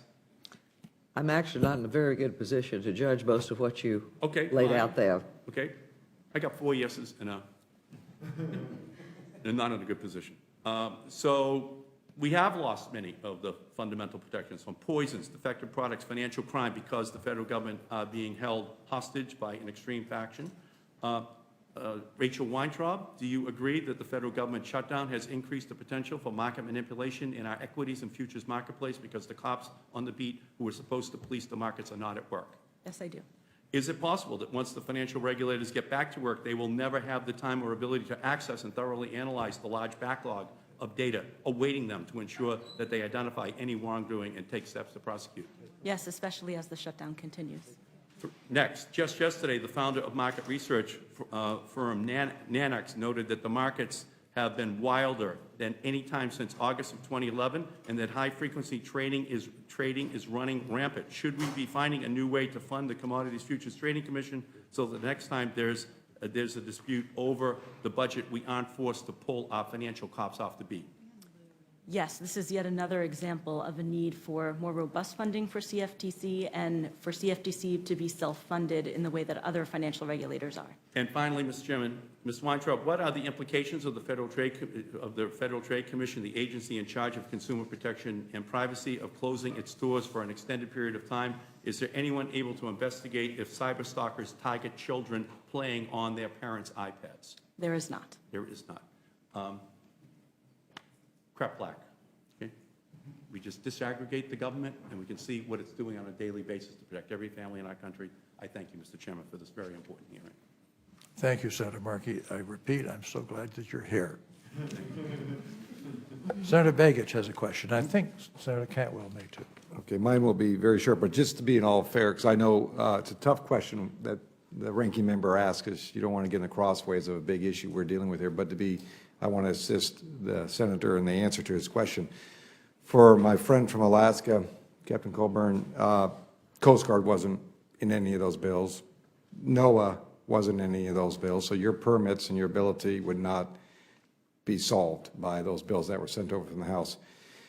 To Ms. Blakey, the satellites weren't in any of those bills, to be in all fairness. The Commerce bill didn't come over. But I want to not put you in the, I'm happy to answer these questions because I think it's a good question, because the assumption is by those bills coming over, magic happens, people get funded. But if I voted for every single one of those piecemeal bills here, you still would not be out in the crabber today. Those satellites would not be up in the air. That's a fact. So I don't know if you have a... And again, to be fair to Senator Thune, FAA was in those bills, so. Oh, I agree with that, but as you know, where the satellites are, they're in the Commerce bill. Understood. Yeah. Understood. So under NOAA, which a lot of people don't like NOAA because they don't like some of their other issues, but the fact is, half of their budget is satellites. And is that fair? Across the board, yes, it's tremendously important. Across the board, of course, we are also still struggling with the effects of the sequester going into effect in 2014, and that will be also tremendously difficult for all of these agencies. I can testify on the ones such as NOAA, FAA. Right. We have to kind of jump past this, get the sequester done then. And the last thing, just to Well, I have you. One of the questions I had was also the other issue with aviation too, besides the register, is the other piece of the equation, which I know in Alaska, as we move into the winter months, schedule changing occurs. You know, when the flights will go or not go, and that takes work with the FAA, and that is not happening now. Because as we move out of the summer season, we move into a fall season scheduling plan. Is that also your understanding from many of your members, I know? I'm not as detailed on that as I would like to be, but certainly one of the difficulties with the air traffic control situation right now is while you have the controllers in terms of day-to-day operational, you don't have all of the work that goes behind them, Right. planning the changes that have to take place. So there's a lot of work that isn't seen necessarily, but is right now It's critical. critical and not happening. Very good. And Mr. Chairman, I'll send on this to my friend from South Dakota. I agree, we should have those appropriation bills. But remember, when we do those appropriation bills, actually the government is open. Every time we've done those, the government is open. So I think that's a good point, that, you know, these, in a way, you might call these ones coming over kind of like mini appropriation bills. But usually when you deal with appropriation bills, the government is open. Senator Cantwell. Thank you, Mr. Chairman. Ms. Blakey, could you comment on the instrument landing system and how that works from in variable weather conditions, and your knowledge about how the FAA works with that? Right now, I'm concerned that the Coast Guard, you know, on their mission, say they have somebody that needs to be rescued, is actually having to fly out on a different path just because they don't have their instrument landing check mark certification by the FAA. Is that something that? Well, certainly ILS around the country are very important from the standpoint of navigation. You know, it's something that they operate at varying levels of technology, and they do have to be constantly maintained and certified. I don't know the specific on the Coast Guard's need in this regard, but I can certainly try to look into it. As manufacturers, we're not as close to that day in and day out interplay between the requirements of an agency like the Coast Guard and the FAA. This would take me back 5 years plus, but I'd be happy to look into it. Well, my understanding is that we, from an operational perspective, even though I would consider that preservation of life, the fact that these Coast Guard flights are rescuing people and flying them, if it is on an instrument landing system, then that would be added to your list of these, you know, back-end system issues at FAA that aren't being processed or kept up with, so that you know, you have the Coast Guard having to operate these flights and potentially taking people out, you know, out all sorts of different routes, even though they were supposed to be life-saving flights, just because we don't have that certification during this shutdown. So They are very short. You're certainly right to focus on the fact that the ongoing certification and maintenance right now, you're down tremendously in terms of the manpower to accomplish those things. And there's going to be a greater and greater backlog and more things that are not going to be able to then be utilized if this goes on a lot longer. great. Thank you, Mr. Chairman. Thank you. Any other questions? Member? Mr. Chairman, if I might just ask one more, is that okay? Of course. And I do not disagree at all that this should be handled in a normal appropriations process. But we didn't do a single bill this year, single appropriation bill. We tried to get one across the floor, won, and didn't pass it. But I guess my point is this, and I understand what you're all saying, that if you can't have everything, you know, then it's not a good outcome. But it strikes me at least, and I would throw this out there as a question. I'm guessing you're probably not going to want to answer this question. But isn't having some funding better than having no funding? Some of the things that have been mentioned, and we're checking. I'm not sure, Mr. Leshner, that the NIH budget wasn't just straightforward funding. I don't think they picked out individual pieces of it. Yeah, I think it was an NIH funding at last year's level. But wouldn't it be better to have that? See, all I'm saying, Mr. Chairman, is, according to the senator from Massachusetts, there are some Tea Party Republicans in the House that don't like some Russian dish. But if the food, yeah, that's, boy, you're dating yourself there. And I get that, but they have a funding bill over there. They have a clean funding bill in the House. They haven't moved it yet. They will, I hope, at some point. I mean, I don't think this can go on forever. Move something at least that can pass, get 218 over there, and the votes necessary to pass here. But in the meantime, what we can do is do some of the things that they send us, and we have done some things. We did pass legislation that would fund the active duty military. I think we ought to fund the National Guard and Reserve. I offered a unanimous consent request to that effect on the floor, and it was rejected. So all I'm simply saying is, and I guess that's the question, and I heard crickets when I asked it, but isn't it better to have some funding than no funding? Okay, I'll answer that. I'll answer that. Yeah. Not if you're the person that's not getting the funding. I agree, but I'm saying, If the block is well, you've been riddled with families and the one family has a great Christmas and everybody else has nothing, that doesn't seem like a very good Christmas. I'm not talking about the whole enchilada. I'm talking about Ms. Weintraub, Mr. Leshner said that we can't, if we don't get everything, then we can't perform the functions that are required of us or provide the services that are required of us. I'm saying, isn't it better in some of those agencies to get some level of funding to fund some of the things that we can fund rather than none? I mean, I would rather have people back to work, particularly in some of these essential areas, would strike me as be a pretty important priority. And again, there's nothing that we in the Senate here can do today other than encourage our House colleagues to do something with what they have over there in front of them. All we can do is what we can do. And I just think that we have an opportunity, if we should take advantage of it, to fund some of these essential things. Mr. Chairman, Senator Thune, if I can ask, the problem was, I think, what the captain just said. If we voted for every single one of those, his livelihood is collapsed. We're picking winners and losers when what we should be doing is looking in the totality of government and saying, let's put it back to work, and then let's have these debates. For example, you and I have agreed on some things that we need to curve back in government, but, I think the example that the captain gave was a very interesting one. Here's the street, you 3 win, you 5 don't, because of the priorities the House has set.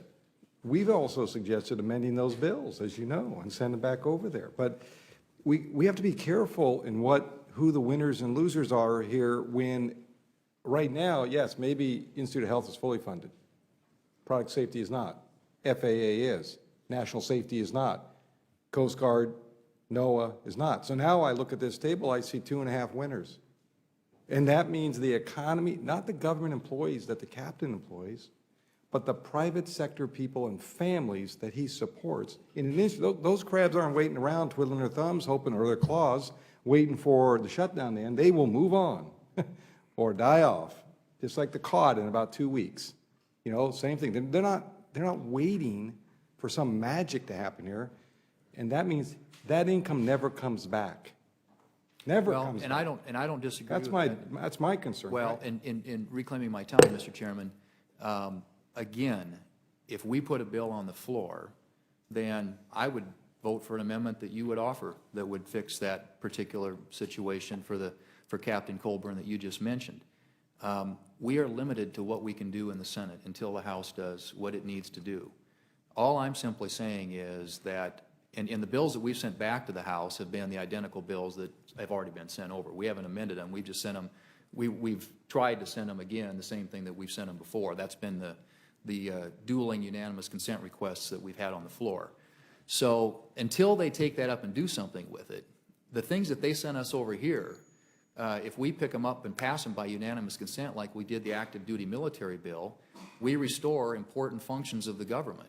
And there are certain things that I think are really important that are priorities in my state, priorities in your state ought to be acknowledged as well. And so I'm not You're I think certainly, that's a good certainly you're point. right in opportunity, and I think you'd find a lot of support for amending those bills. I would to say, incorporate Mr. some of Chairman, just to close, I would say one thing. That was, we did the DOD bill, but because of the rush and the haphazard crisis management, guess what we forgot?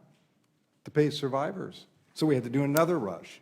So my point is, crisis management from any administration standpoint, I've run businesses, I have been a mayor, is the worst type of policy because you will miss things, just as we did when that bill came over from the House. We all rushed because we wanted to make sure safety in this country was taken care of for our military. We did it, we passed it, we were all excited. Then, oops, we forgot something. I don't want to do that, because who's next do we forget? So I'm with you that we should figure out, but my priority is mine. Maria may have a new priority. Jay Rockefeller, are we going to, then we go right back to where? We're just amend. Well, and we can all amend them. I mean, we've got appropriation bills. We got vehicles on the floor right now, appropriations bills. They're My not, amendment would be to open up government. well, be and my the senator from Washington could offer that amendment, and it'd probably pass, and it would go back to the House, and until the House picks it up, Well, let's go. nothing gets funded. So all I'm saying is, what we can do here in the Senate is all we can do. So, I'd like to make a statement, and hopefully, I was waiting for this. I think the problem with what I think is gimmickry, that is, you got a problem, we'll fix it. It's what the real effect of it, and understandably felt the real effect of it, is to lessen the pressure on the House to do what the House has to do, and which the House doesn't want to do. No, we can't take care of that in the Senate. But by rejecting some of these, see, the government isn't like it's a whole, it's just agencies that don't talk to each other. Government is a vast enterprise which works together. And they have, just like business, government has to feel that the future is going to be stable.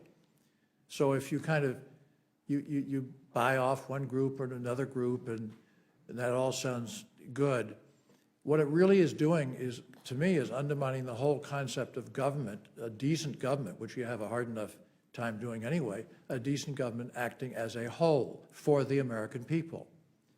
It's sort of for, by the people who put us here. We have to make the whole government be back in order. We have to fund it all. And that doesn't even get at my vast frustration of sequestration. I think it's just an overwhelming sickness. That has to be eliminated. Dr. Leshner is going to have a much thinner magazine to put out when people just start saying, I mean, it's like, people who study to go into be geriatricians in medical school. And what always happens is it's a terrific thing to do, because the country is aging very rapidly. But they last about 2 years, and then they switch to a much more well-paying, anesthesiology or something of that sort, because they just, the pay isn't like it should be, and older people are harder to work with, and all that kind of thing. You have to have a holistic effort where everybody is interstitched, if not in every function, at least in their psychology, that we are back as a whole country, a whole government, and that we put down this, what I really think is a hijacking effort by the Tea Party folks. And I was just pointing out to Senator Thune, who I enormously admire, and he knows it, that there's a poll out now that came out this morning, and polls are polls, but this one now indicated that something like 30 to 35% of all Republicans see themselves as Tea Party. They identify themselves as Tea Party. And I don't think either Senator Thune or I believe that, but it's part of what I'm talking about. We are into a generation, or at least a decade, of dividing each other, cutting each other, separating ourselves from each other, not understanding what our common purpose is here. not understanding what it means to get out of bed, really excited to get to work, because instead of having to say, well, boy, the big deal today is going to be a live quorum, or some judge that gets voted on. We aren't doing big things. We aren't even approaching that. And I fear also for the institution of governance as a whole. People have lost so much confidence. Of course they've lost confidence in Congress. We're at 5%, we're lucky. But if they lose the confidence in the future, Dr. Leshner, your people have to have confidence in the future, because they're putting down, big debts for long-term efforts. And, they'll get Nobel Prizes, they won't, but they're going to make a heck of a difference.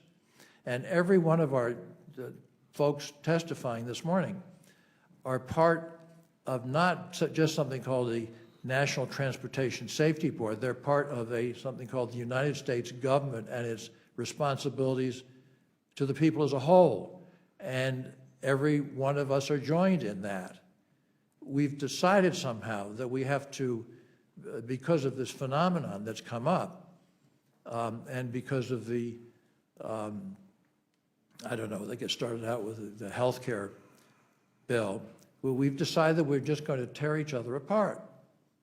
And you can't cure that by funding 2.5 of 5 people. You cure that by saying we're in this as a whole people, as a whole government, and that we mean to stay that way, so that your scientists and your experts on pipeline explosions and bus this and that, everything else, have a sense of continuity themselves and don't start looking for other jobs. I mean, people don't hang around, and I agree with what you said that, didn't you, Mark? That people don't hang around waiting for us to sort out our problems. They got to move on. They've got to live, and they're going to find jobs where they can get them, even if they're lesser paying, and they're totally out of what the field of interest is. I don't think any of us can say that we get out of bed every morning just anxious to run to work. I've spent 50 years in public life, starting with the Peace Corps. No, actually just starting with Vista. Peace Corps was before that. Loving every single day because of something called public policy. And why do I love this committee? Because it has really, really smart people on both sides on this committee, and we have an enormous range of responsibilities, some of which are less known to the American people, but all of which are enormously important in affecting families and their livelihoods and their self-esteem. Self-esteem. Our country is losing its self-esteem because of gimmicks and trickery and not facing up to problems. When a country begins to lose its self-esteem, when it begins to separate itself from government as if not their favorite, outlet, something which can be there for them when it's needed without having to think, now I say, this one funded, is that one funded? It's a whole effort. And it's the opposite of whatever that soup is from Russia that you were talking about. My dear friend, Senator Markey. No, I think we're at a crux, and I think this thing is going to be settled one way or another, and it's going to be political, it's going to be unpleasant. It's past the point where it can be done logically. Now we're sort of each trying to put each other in a position where we can't not do the right thing, depending on your point of view. That's a horrible way to run a country. It's a horrible way to be in Congress. It's a horrible thing to do to the American people. It's a horrible thing. I mean, all I have to do is think of MSHD not inspecting the coal mines in West Virginia. I can stay angry for 3 weeks just saying that. I could say that all day and stay angry, just like Maria gets angry. But I like it when Maria gets angry. But now I'll get off my soapbox here. But I think this is a holistic solution, or it's a catastrophic result for the United States of America. I don't want that. This hearing is adjourned.